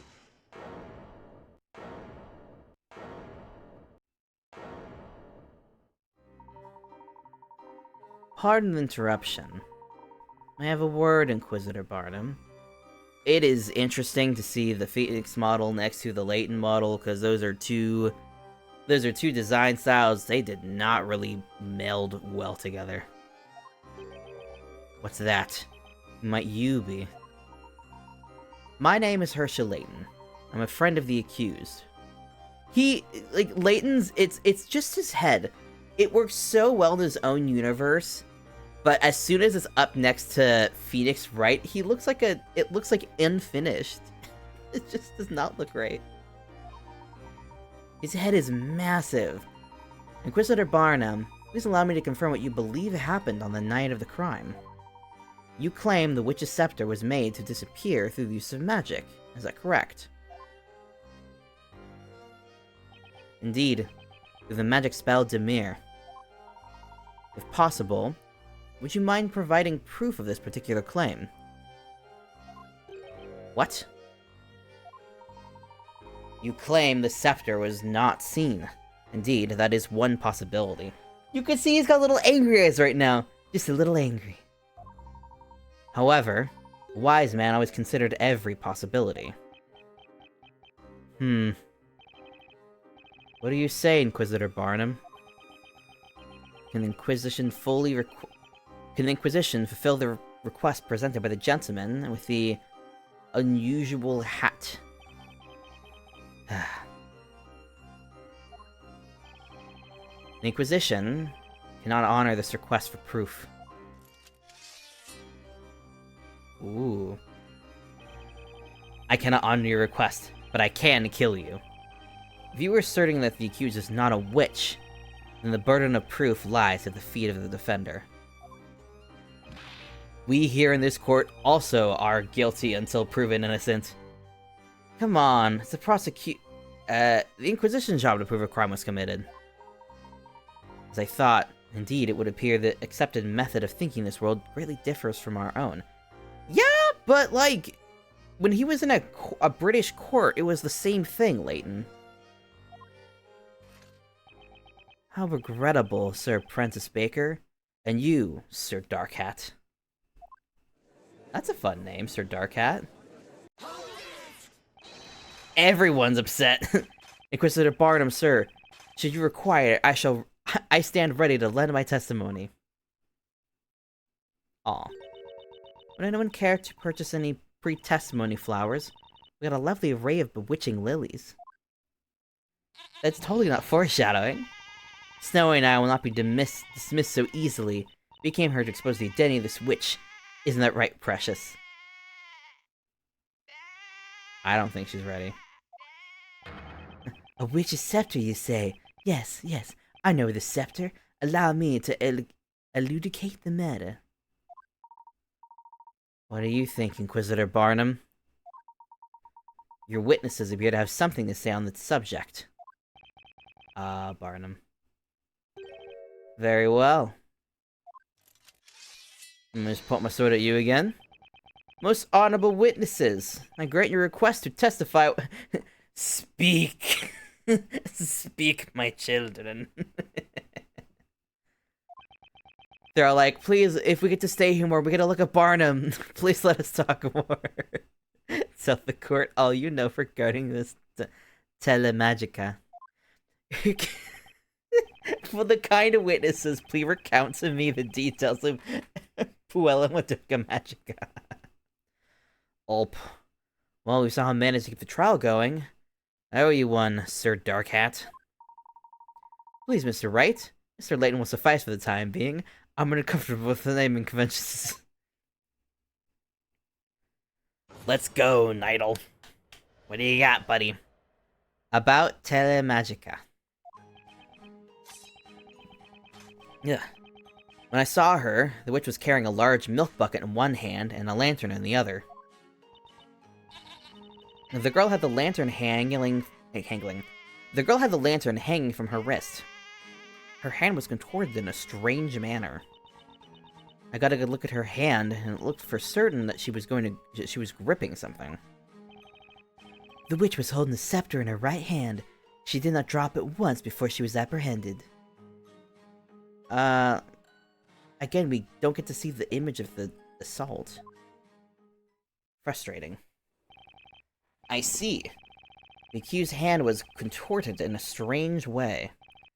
I do believe this is quite an important piece of testimony. I saw it. I most certainly saw it. She was holding an invisible scepter. We saw it too. It was the girl up there, without a doubt. I as well. These old eyes don't see as well as they once did, but I did witness a hazy, blurry form of the accused quite clearly. Don't tell the court you're blind. My eyesight is as sharp as the edge of my trusty blade. A toy sword. How fascinating. Although I wonder if he understands the implications of that analogy in his vision. Sir Baker, we proceed with your interrogation.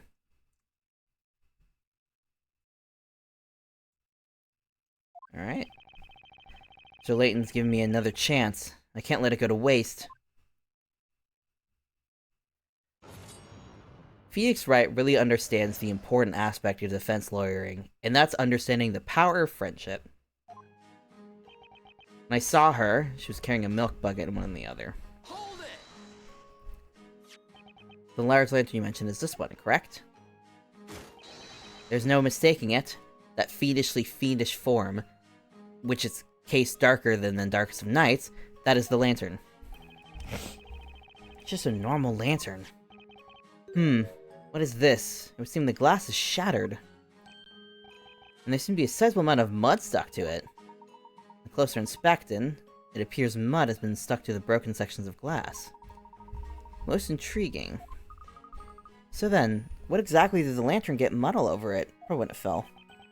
By the way, witness, you also saw a milk bucket, is that right? Oh.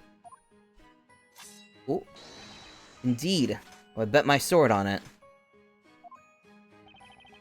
And yet, my milk bucket mysteriously vanished from the scene of the crime. What was the milk bucket critical for? How many times must I say it, Sir Apprentice Baker? Promise the Black Lantern. The girl had the lantern hanging from her wrist, her hand was contorted in a strange way. So she had the lantern hanging from her wrist. Are you sure about that? Of course we're sure.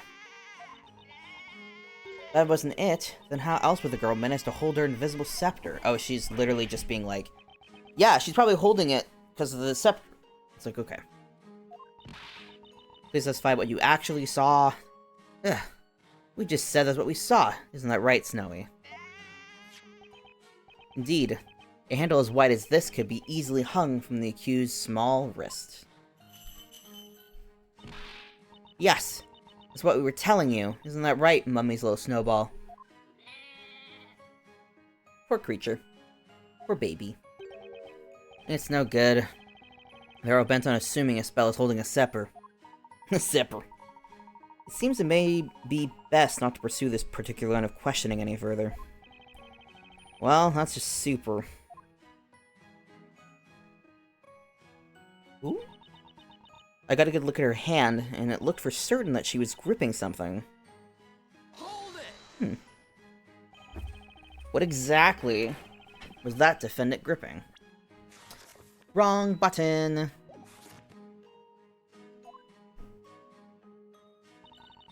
It was a... that's right. It was something cane-like. Was it called a witch's scepter? Yes, it was definitely that. Objection! Whoa, whoa, wait, Miss Kira, you didn't actually see it, did you? Witness? This cane-like object, perhaps, was it roughly this... Was it huge? Oh! Why, yes, it's exactly that size. Convenient! It's no good. They're bent on assuming it's holding the scepter. Okay. So, both of these are just not going to be useful, because they're just assuming she had it. She's holding a scepter in her right hand. She did not drop it once before she was apprehended. Hold it!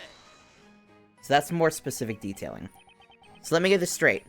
There was no way for you to see this invisible scepter, was there? Well, now, that's just common sense, boy. One cannot see what it is not there to be seen. In that case, there was also no way you could tell whether or not she might have dropped the scepter.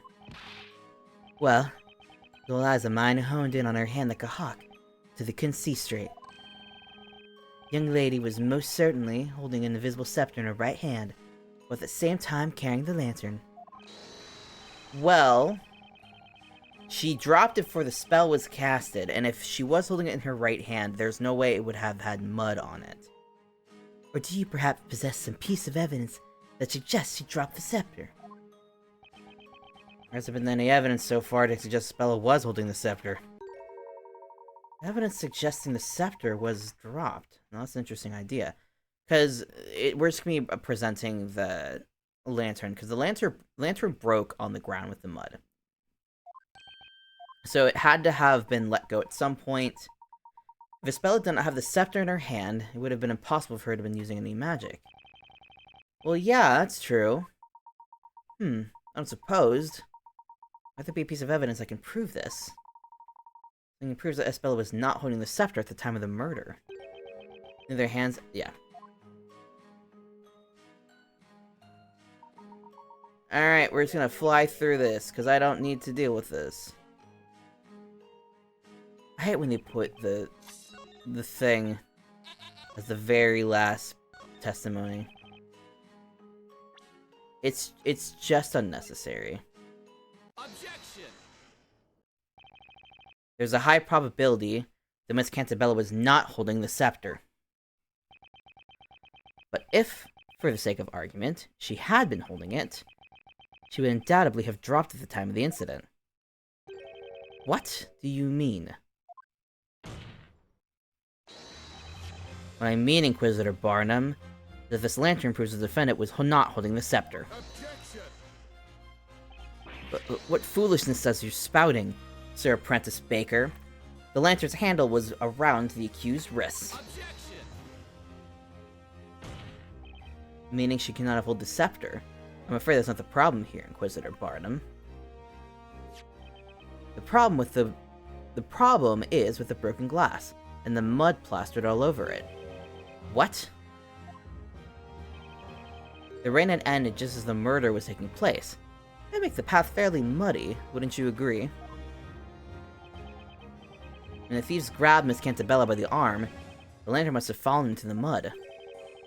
The lantern fell into the mud? Why, of course, that makes sense, doesn't it, my little snowy wowie? Well, what do you say, Inquisitor Barnum? She was holding the scepter at that time. That mean that when she dropped the lantern, the scepter would have fallen along with it. Nah. What's going on? Inquisitor Barnum seems speechless. The defender managed to turn the thing around, even though he's just some baker. Even though he's just some art student. No way. Pay the witch's accomplices no heed. Trying to trick you.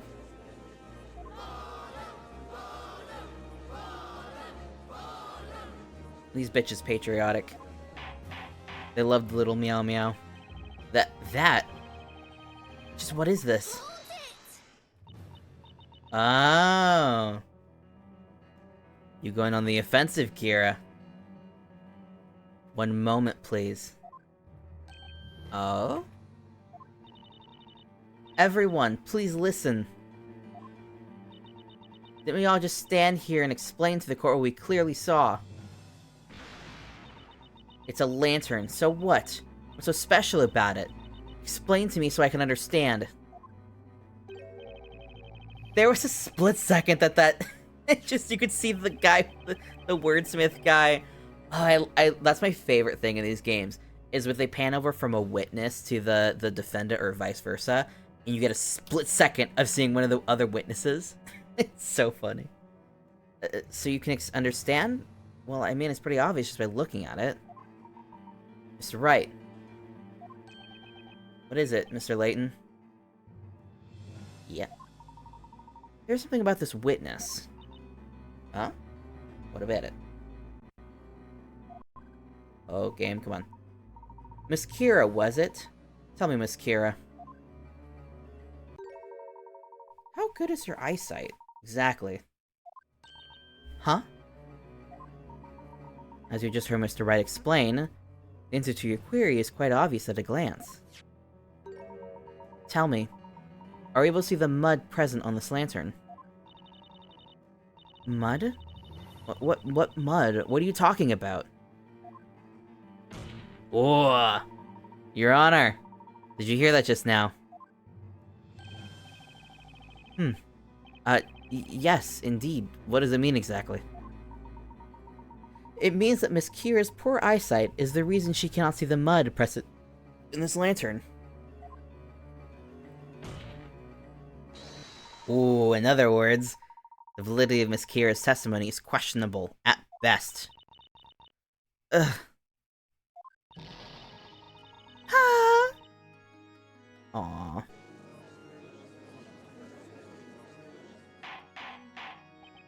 Order in the court. What is the meaning of this? Shunk. What say you in your defense, witness? I highly recommend you give us nothing but the truth.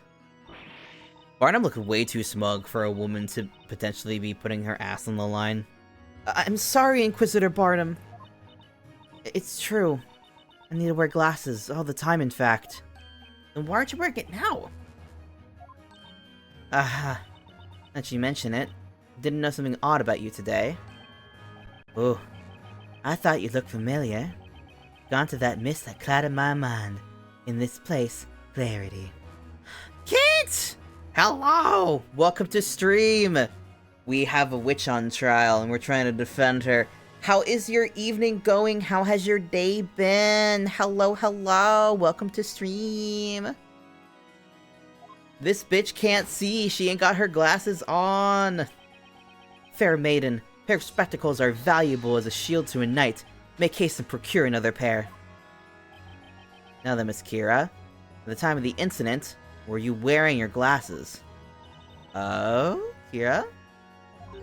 No, I wasn't wearing them. The truth is, I lost my glasses a couple days ago. Hello, excited to catch you playing this. It's been fantastic. How have you been?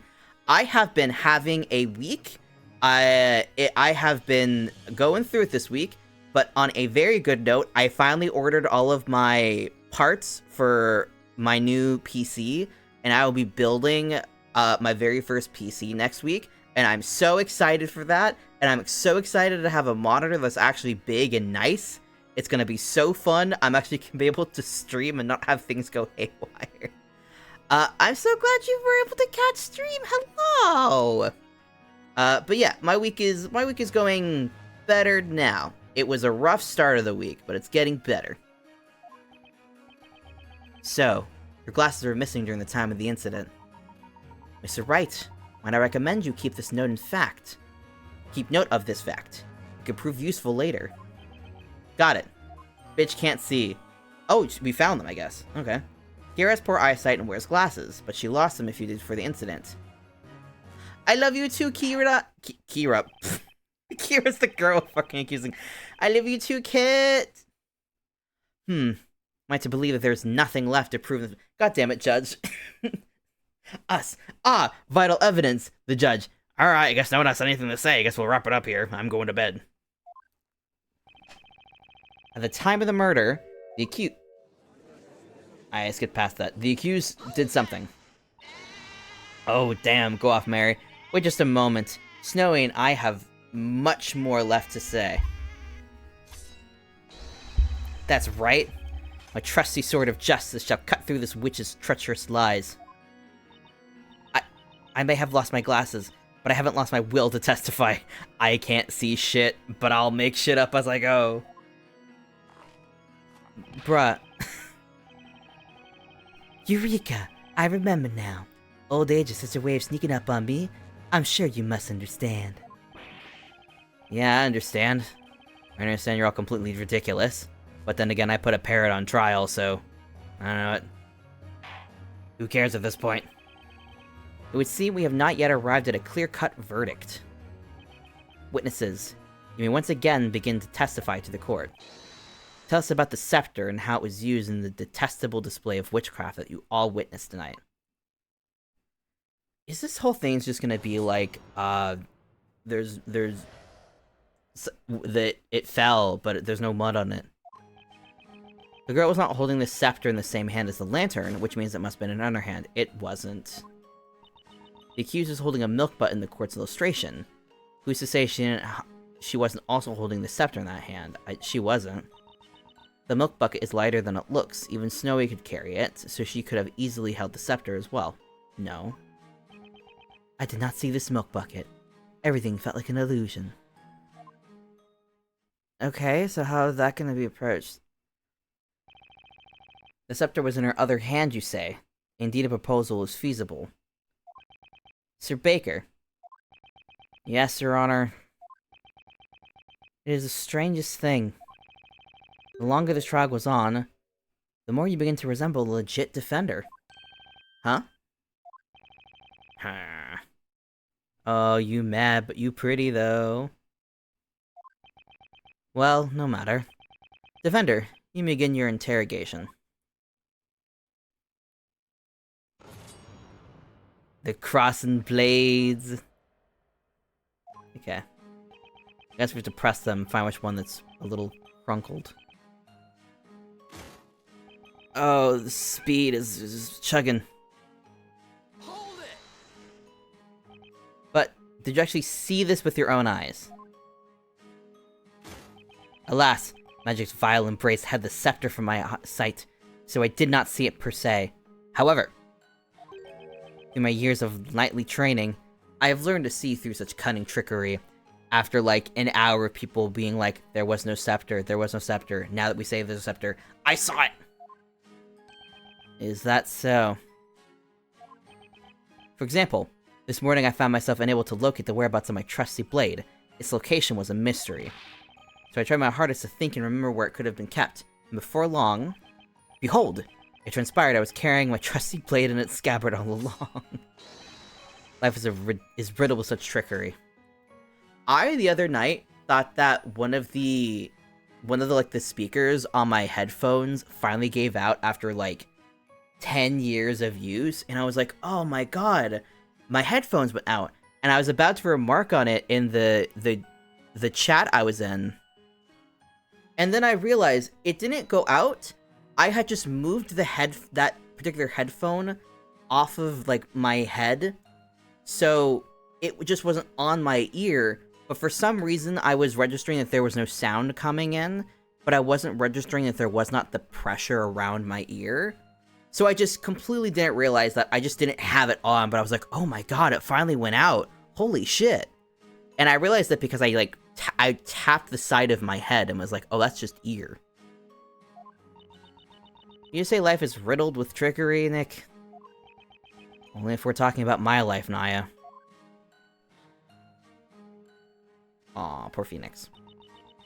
The accused is holding a milk bucket in the court illustration. Who's to say she wasn't also holding the scepter in that hand? Okay. The court illustration, which they keep not letting us look at. That's right. Judging by the sketch alone, it does look possible for her to have been holding the scepter. However, if you actually try holding that thing, you notice just how thick it is. No ways you could have been holding it. Objection! Oh? That is nothing more than mere speculation. You cannot say for certain that she was unable to hold it. You say speculation, I just say it's fact. There's no way Spella could have been holding that thing. As expected, the testimony is filled with nothing but assumptions and conjecture. Layton looking directly in the camera. This is bullshit. Mr. Layton? You know, Mr. Wright, there does not appear to be any usable evidence present in this court illustration. Yeah, I agree, it does look that way. The milk bucket ended up disappearing from the scene. Could that actually be an important piece of evidence in itself? I mean, the fact that it's gone and everyone keeps talking about it probably means it's important. The fact that they remarked on that so specifically, though, that I feel like I'm probably gonna have to present the scepter to one of these things. I guess just look at this thing. Just 1 second, Miss Mary. Oh, she mad. What is it now? Snow and I don't have all night. Come on then, out with it. I just have one question regarding your testimony. How exactly did you know that the bucket Miss Cantabella was carrying was light enough for Snowy to carry? I assumed that she purchased the milk from her? Well, you see, the girl always uses the same bucket whenever she comes to buy milk from us. Naturally, I would have seen that bucket countless times before. You've seen it countless times before. That doesn't answer my question. You specifically said the bucket is lighter than it looks. Miss Mary, at some point tonight you must have held that bucket yourself. Huh. Now then, please enlighten us to exactly when you got your hands on that bucket. You just have the bucket. Mary? Mary? It's true. By that time Rob's mug had already been burnt to ash. That must have been one insane inferno. Like, my assumption is these two, I don't think they got burned alive. I think they just got maybe whisked somewhere else. But to imply that the flames were so intense that in a moment of them existing and going away, it burnt them into ash without managing to leave, like, any evidence on the scene and not hurting Espella, who was literally, like, being touched by one of them moments before it happened. That's insane. That is an insane claim that they're making. Magic aside, it's fire. It is fire. And it is not a spell specific to a person or two people. It is an area of flame. That is an insane... That's insane. But then, I noticed the milk in that bucket that the girl had been holding in her hand. The milk? Then, when those two went up in a blaze, you made a dash for the bucket when people were set ablaze by witches. As the girl stood there looking confused, we took the milk from her to make sure it was okay. Mary, the fact that that was your very first thought, I worry about your priorities. Huh? Unbelievable. Witness you. Give us the damn bucket. Well, it was just so wasteful. Thought of all that disgusting ash falling into such precious milk. Felt I just had to protect the milk.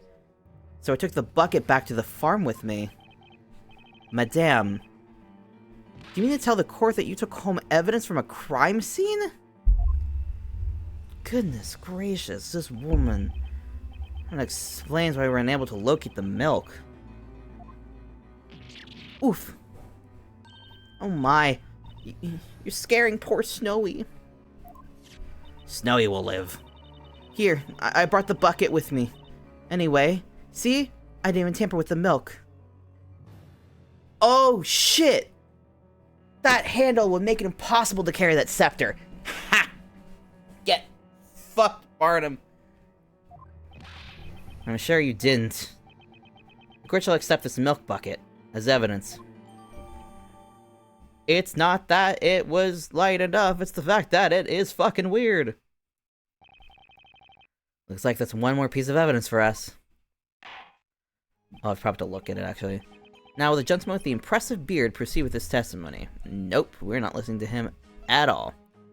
The milk bucket Espella was carrying at the time of her crime. Mary brought it back to her farm, yet you can't carry anything else, much less a scepter. I did not see this milk bucket. Everything felt like an illusion. The milk bucket is lighter than it looks. Even Snowy could carry it. She could have easily held the scepter as well. Maybe that's it? The accused is holding a milk bucket in the court illustration. Who's to say she wasn't holding the scepter in that hand? Okay, the girl was not holding the scepter in the same hand as the lantern, which means it must have been in her other hand. So we know it's the bucket. We know it's the bucket. The question is just, is it Kira?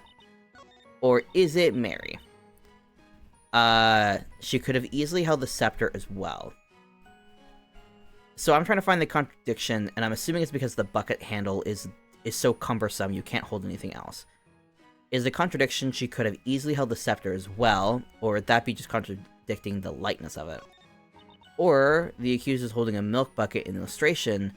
Who's to say she wasn't holding the scepter in that hand? She's presenting a question. I'm gonna use a hint coin. I'm assuming it's just gonna be like, the bucket is the thing. I need to know which one is the problem. I'm gonna use a hint coin, see how that goes. Come on. Use a hint coin to narrow down the area. Sure, use my hint coin.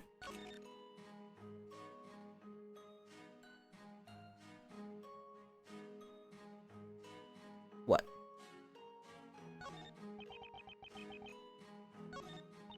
What is it?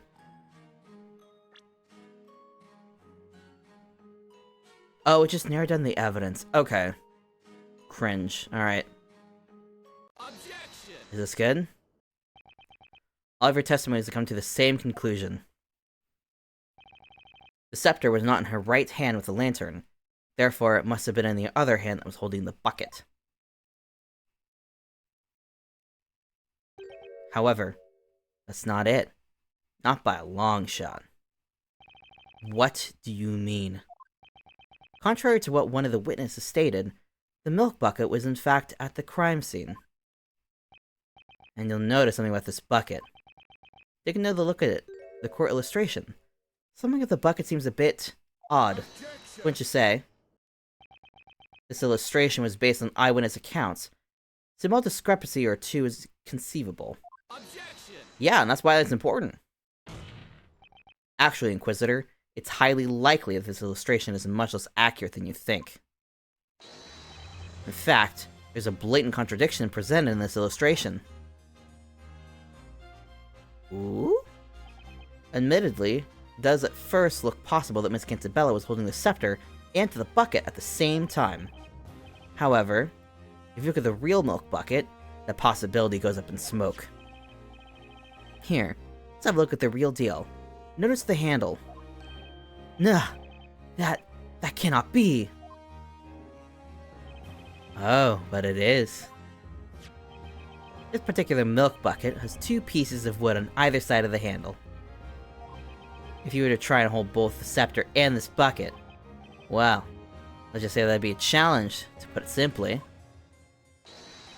There's no way anyone could hold both the bucket and the scepter at once. What? That must mean, clearly you have a wrong bucket. I wonder if this is gonna come down to maybe she set the bucket down, took the scepter out of her right hand and did everything. I don't know. We'll see. We never lie when it comes to milk. That is the very bucket I took. Yeah, Kira? You wanna say something? It looks like the witnesses are surprised about this as Barnum. The defendant couldn't have been able to hold this bucket and scepter at once. Also, we've already established that she was not holding a scepter in her right hand. Therefore, the defendant, Miss Espella Cantabella, was not holding a witch's scepter at any point during the incident. Do we gotta let her free then? Order! Order, I said. Just what is the meaning of this? In all my days as judge of a court, I've never heard of such an argument. That the court illustration's wrong? These are but a paltry set of words, yet they ring with such a remarkable strength. Oh, is this the line? Your Honor. What you just heard was logic.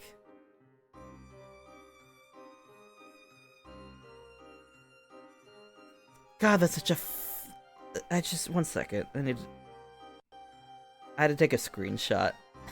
That's such a funny...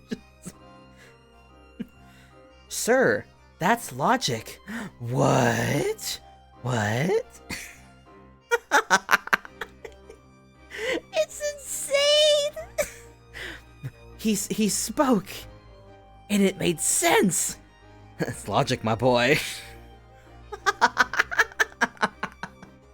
It's just nuts.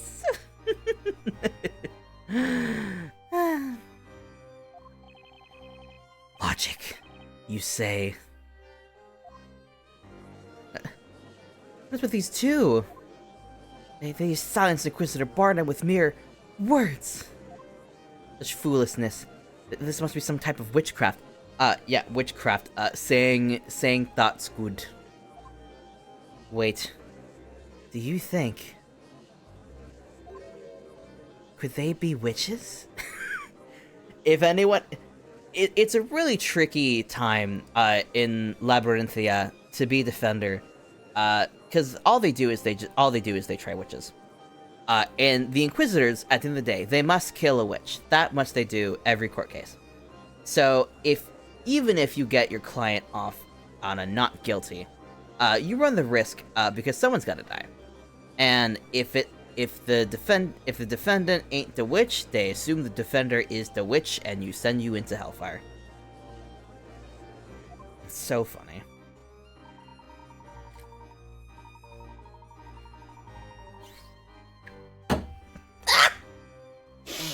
I was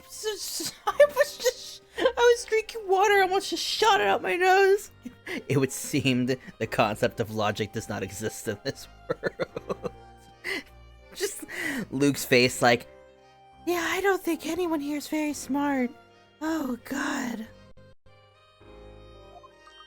Right! Let's take this chance to knock their case down a peg or two. I'm worried if we keep this up, we'll all join a spell in a one-way trip to the flames. Objection! Ooh. Are we gonna punch? Most intriguing. A knight allows his sword to speak for him during battle. You have spoken with a sword of words. So be it. I too shall wield such a blade. Stabs him. What do you mean? Sir Blue Knight, there appears to be a hole in this logic of yours.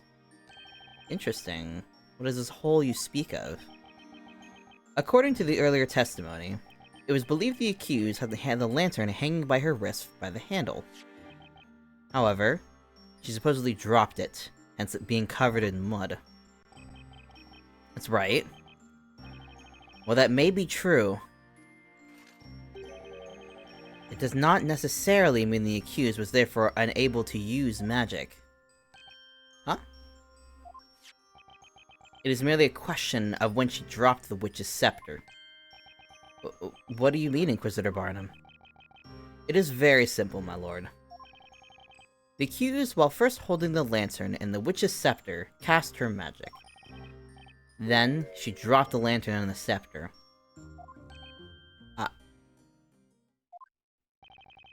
The witch's scepter was dropped if the spell was cast? It must be. Can I just show the scepter and be like, it ain't dirty? What say you, Sir Blue Knight? It's not dirty. Or do I gotta wait for more testimony? That is but a taste of the knightly knowledge of the Inquisition. No, Nidal's already on the stand. Wow, Sir Barnum cut back. Exemplary. Hand of Barnham. Ooh, it was shake. These people are also thirsty. I think my thirst is valid because everyone in this town wants him. That Inquisitor isn't quite what he first...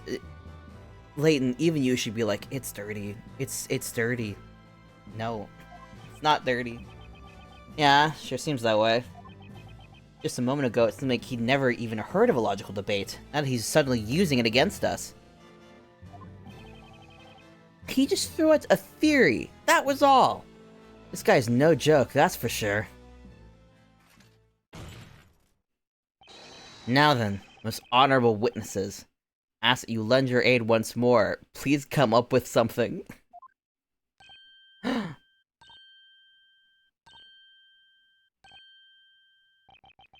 request that you all testify to the court once more. Tell us which occurred first, the dropping of the lantern or the casting of the spell. Well, it's a leading question, because he's like, hey, by the way, if she dropped the lantern second, she could have cast the spell. Now, all of you who have already been making shit up as it is, which happened first? Tell us as court in your own words about the sequence of events which inspired tonight. The thing that's catching me is the fact that this guy, Wordsmith here, found the scepter in the bushes. And if everything is as it is, the scepter should have just been there on the ground covered in mud. Of course, the lantern fell to the ground after Contation Ignace. Sploosh! I'm as sure as Snowy's white. I made certain to keep my eyes peeled on that milk bucket after all. So she didn't see anything. Besides, how can you be sure the lantern fell just because it has a little mud on it? How can you be sure the lantern fell just because there's a little mud on it? Because there was mud on the ground? And it's broken? These eyes do not lie. I saw the lantern in the accused's hand when the incantation was uttered. Okay, so literally no one is consistent. We have two people who were not paying attention. We have one person who wasn't paying attention, one person who just is not following at all, and then two people who are saying completely different things.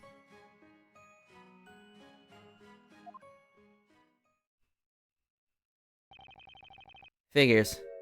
The testimonies are all over the place now.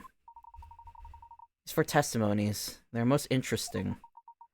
The witnesses all saw the same thing, and yet, people's memories are evidently quite fickle. They can never be a truly reliable source. Well then, Professor, with enough poking and prodding, I bet we can cause their testimonies to crumble. Of course. We need to exploit their fickle memories to turn this thing around. You've got this, Nick. We'll press them so hard they won't even remember what they had for breakfast.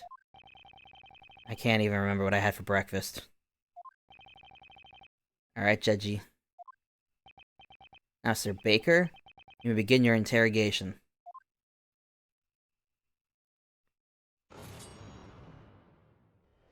Alright. I don't know how much longer we have in this case, but I think after this testimony, if it seems like we're not, like, about to wrap up, I think we'll take we'll stop for there for tonight, because we've been going for about 2.5 hours. Okay, so the lantern fell to the ground after the incantation. You're not paying attention. You're not paying attention. I saw the lantern in the accused's hand when the incantation was uttered.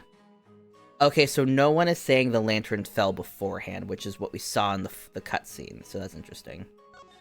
I want to get your perspective first. Besides, how can you be sure the lantern fell just because of the little mud on it? I feel like that's what I need to press. Because it doesn't even matter at this point. The order of things, it's straight up, like, it did not fall. What do you mean? Whoops. Well, maybe the mud was already on the lantern before anything has happened. Did you ever think of that? Well, it's broken. Before any of this happened. Like, maybe it's been there since last week. It did rain last week, too, after all. And if that's the case, then there really isn't any point to arguing whether or not she dropped the lantern, right? Indeed. What say you, Defender? I say, take a close look at the lantern. You'll notice there's mud on the glass. Mud on the glass? The lantern wouldn't be very useful with that mud blocking out the light. Miss Kira, I'd say your little theory regarding this lantern is muddy at best. Ah. You can point out witnesses till the cows come home. He's like, I love pointing at people. But they will not turn this testimony into anything I can use. Gotta find a lead somewhere. Okay, so that's not it. Talking to you last, buddy. Alright, let's go through one by one. Lantern fell to the ground. Sploosh. Hold it! The lantern fell after the incantation. Incantation. Are you promised about that? I can. I'm positively positive that I'm positive. I hear her voice and then... sploosh. That's sploosh. With the sound of the lantern hitting the ground. God, if I had to deal with a scepter while casting, I think I would just, like, lose my mind, and I would just be like, you know what, I don't want to do magic anymore. I'm gonna lose the stick. It's too heavy, and I'm gonna lose it. There's the sound of it hitting the ground. Indeed, but of course, did you see?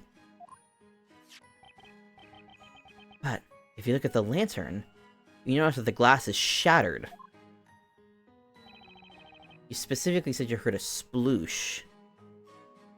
Because it fell in water. Shouldn't you have heard the sound of the glass shattering when it hit the ground? The sound of the glass shattering? No. I'm afraid I failed to catch your drift. Oh? Oh, do we get to look at the witnesses now? I was present in an area a bit farther away from the crime scene, you see? I have no recollection of hearing such sound. No recollection? It's driving me mad that I can't pop over to Mary right now, because we gotta do our... we gotta do a dang tutorial. Precisely so. I'll have you know, I could easily hear a dog barking across town. Do not underestimate my hearing. I wasn't. Relax, Grandpa. There's nothing special of interest in this testimony. Will the witness with the goat please proceed with her testimony? Huh? Right, you mean us. You startled us, didn't you, Snowy? That's right.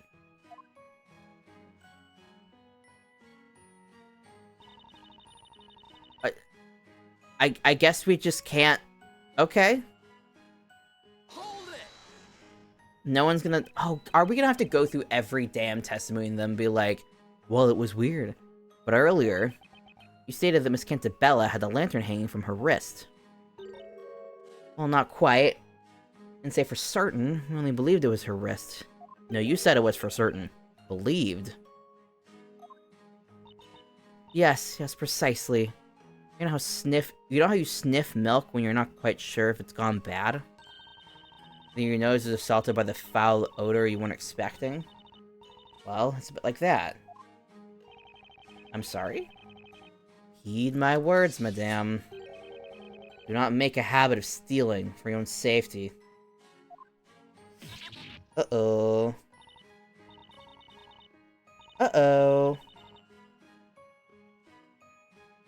1 second. I got a bunch of ats real quick. I'm gonna double check the things up. No, we're good. Okay. We said we're sorry. Please, it was all Snowy's fault. God, blame the poor lamb.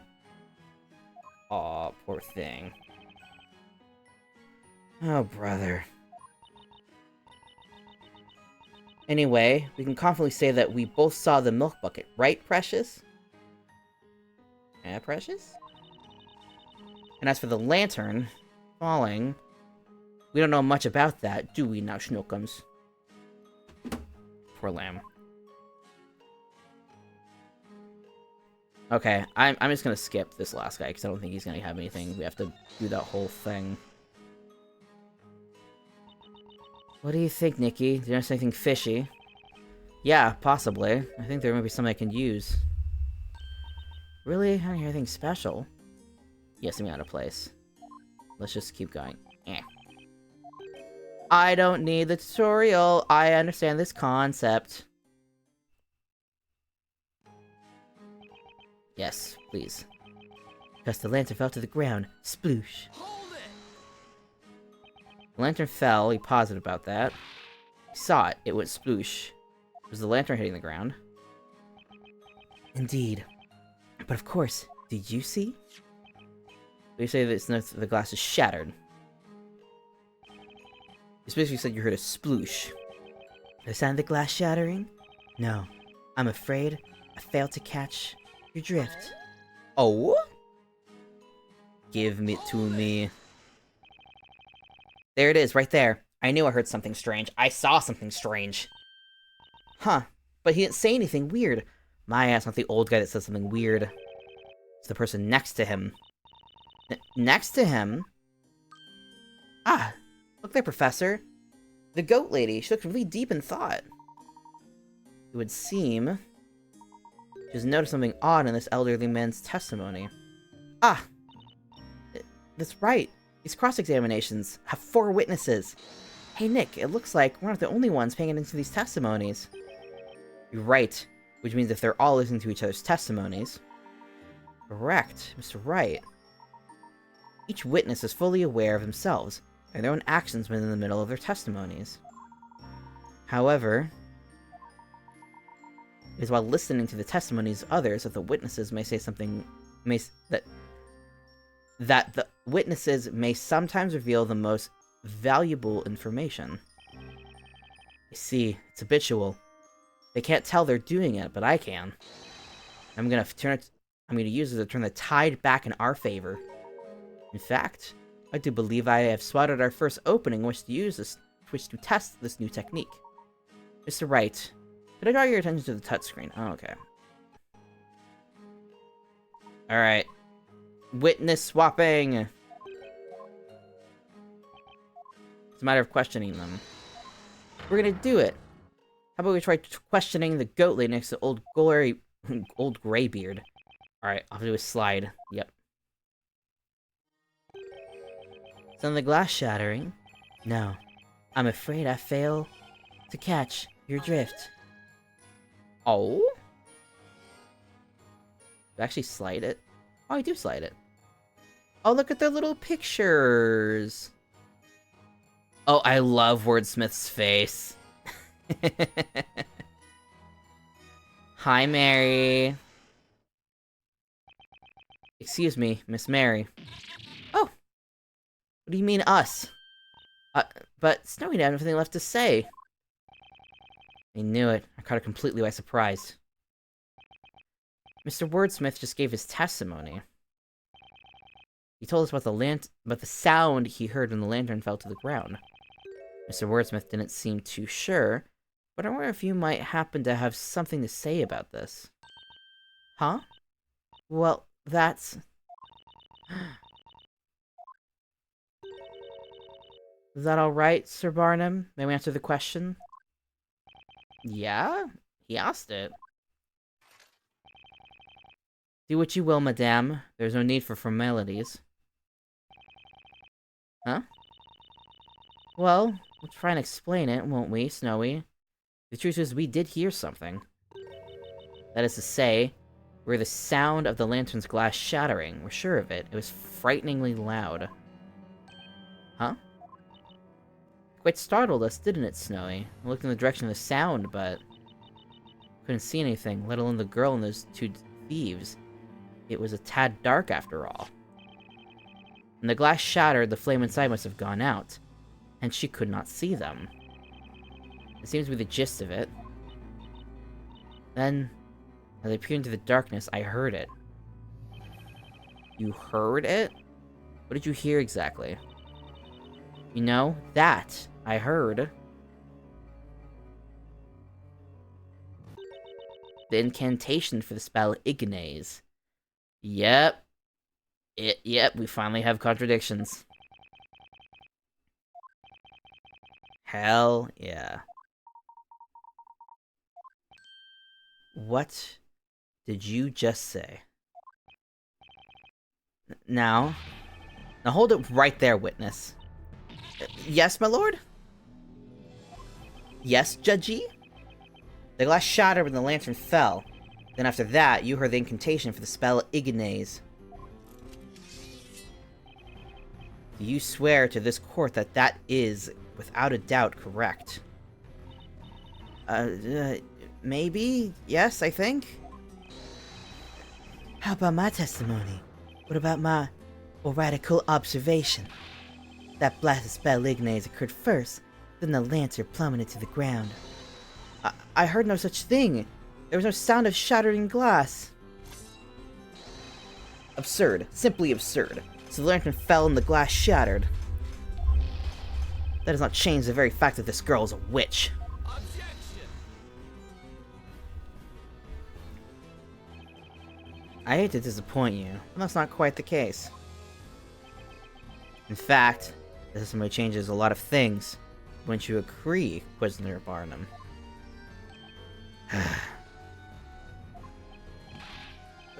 What is the meaning of this? Let's go over what we know so far. In order for which to use any magic, they must be holding a witch's scepter. And yet, none of the four witnesses saw the defendant holding a scepter of any kind. That's because the scepter was made to disappear with the spell Demir, correct? At the time of the crime, the two victims grabbed Miss Cantabella's arm, causing her to drop the lantern in the ground. If, at the time, she was in fact holding an invisible scepter, then the scepter must have fallen when she dropped the lantern. Now, let's say hypothetically that Miss Cantabella really is a witch. In order to use any magic, she would have had to recite any spell before dropping the scepter. However, as a witness Miss Mary has just stated in her testimony, she heard the incantations for Ignaze after hearing the lantern's glass shatter. What? Ooh. You do all understand what that means, don't you? It means that Miss Cantabella, the supposed witch you've locked up, could not possibly have casted any magic. Therefore, the defendant, Espella Cantabella, is clearly in no way, shape, or form a witch. What? What? Ah! Well... No! There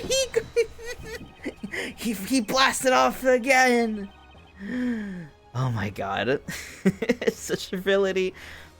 Do you realize what you're insinuating? Do you really think she's not a witch? Such nonsense. Didn't you even listen to my testimony? We did, but you're wrong. There was no glass shattering. Are you calling me a liar, Missy? You can even see the mud on the lantern when it's plain as day. Oh, he's gonna stab somebody. Ridiculous claims, all of you. Stupid. Oh, hush. Take your little toy sword and go play pretend, Sir Knight. Damn. You're getting mean. Shut the fuck up! Ooh.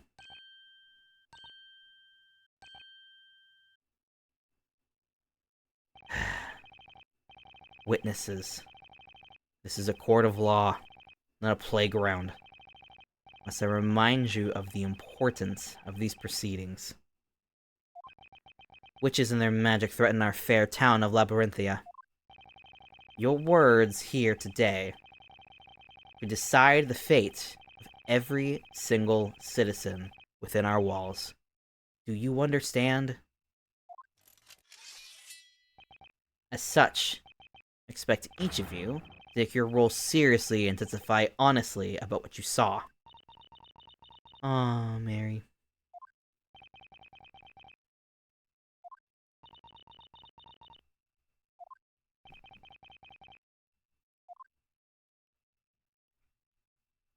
Damn it, Quiet. In all my days as judge of this court, I have never seen such behavior. Behavior that leaves a cloud of doubt over the credibility of each of your testimonies. Goodness gracious. Indeed, my lord. What a miserable set of witnesses this lot. I see.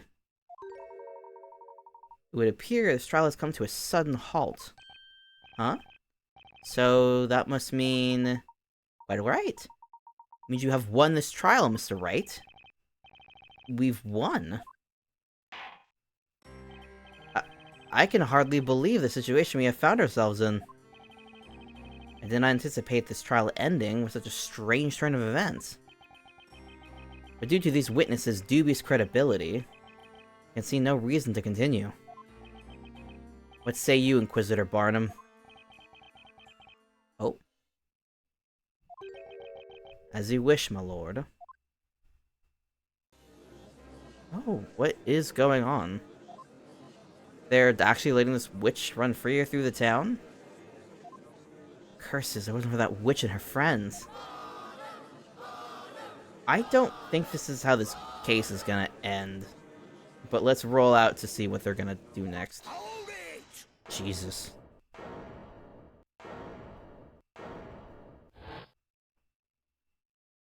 I'm sorry? Wait a blooming second. This trial ain't even close to being over. Obsessed with the naming of some guy.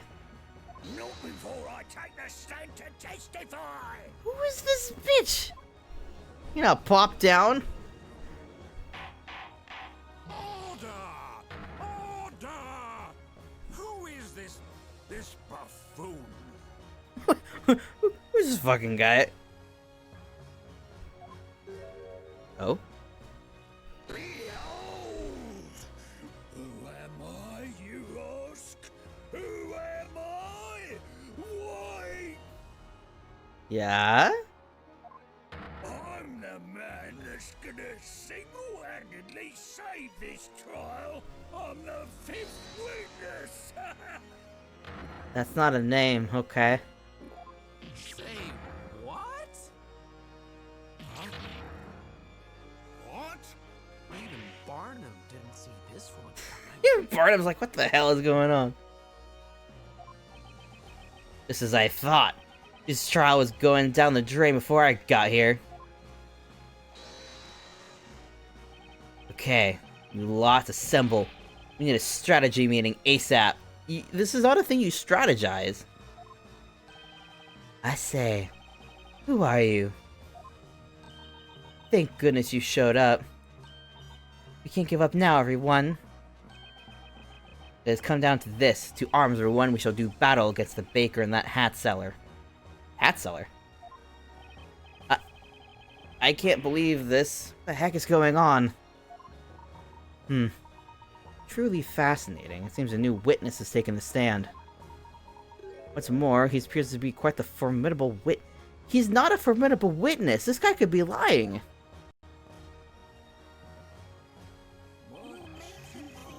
Well, I guess. They're clearly like, here's what we say to get this girl killed. This trial is still far from over. Alright. We are gonna... Oh, please let me save. Could not have been better timing. Perfect. Fantastic. We'll be stopping there for that. Let me get to a save screen before I jump off. save, please? Yes.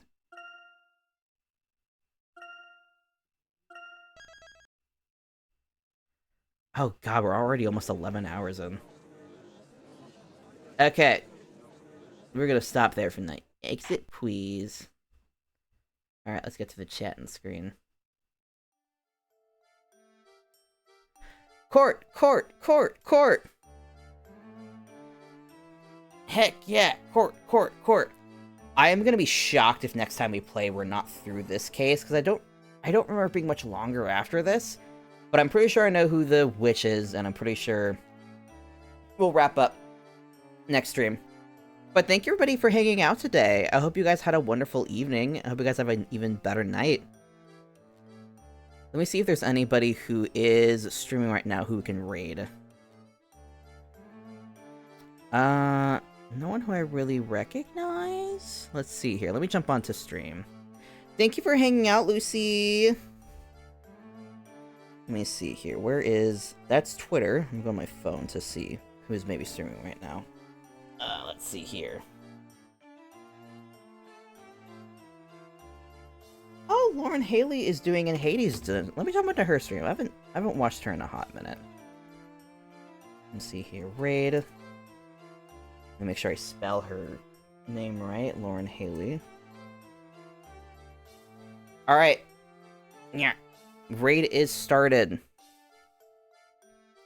I hope you guys have a wonderful night, and I don't know if I'll stream tomorrow. I think tomorrow, yeah. I think I'll probably do Zelda tomorrow. But yeah, everybody, I hope you have a wonderful night, and I hope you sleep well. And I hope you guys have a wonderful rest of your week, and I'll see you guys later. Bye-bye. I love you.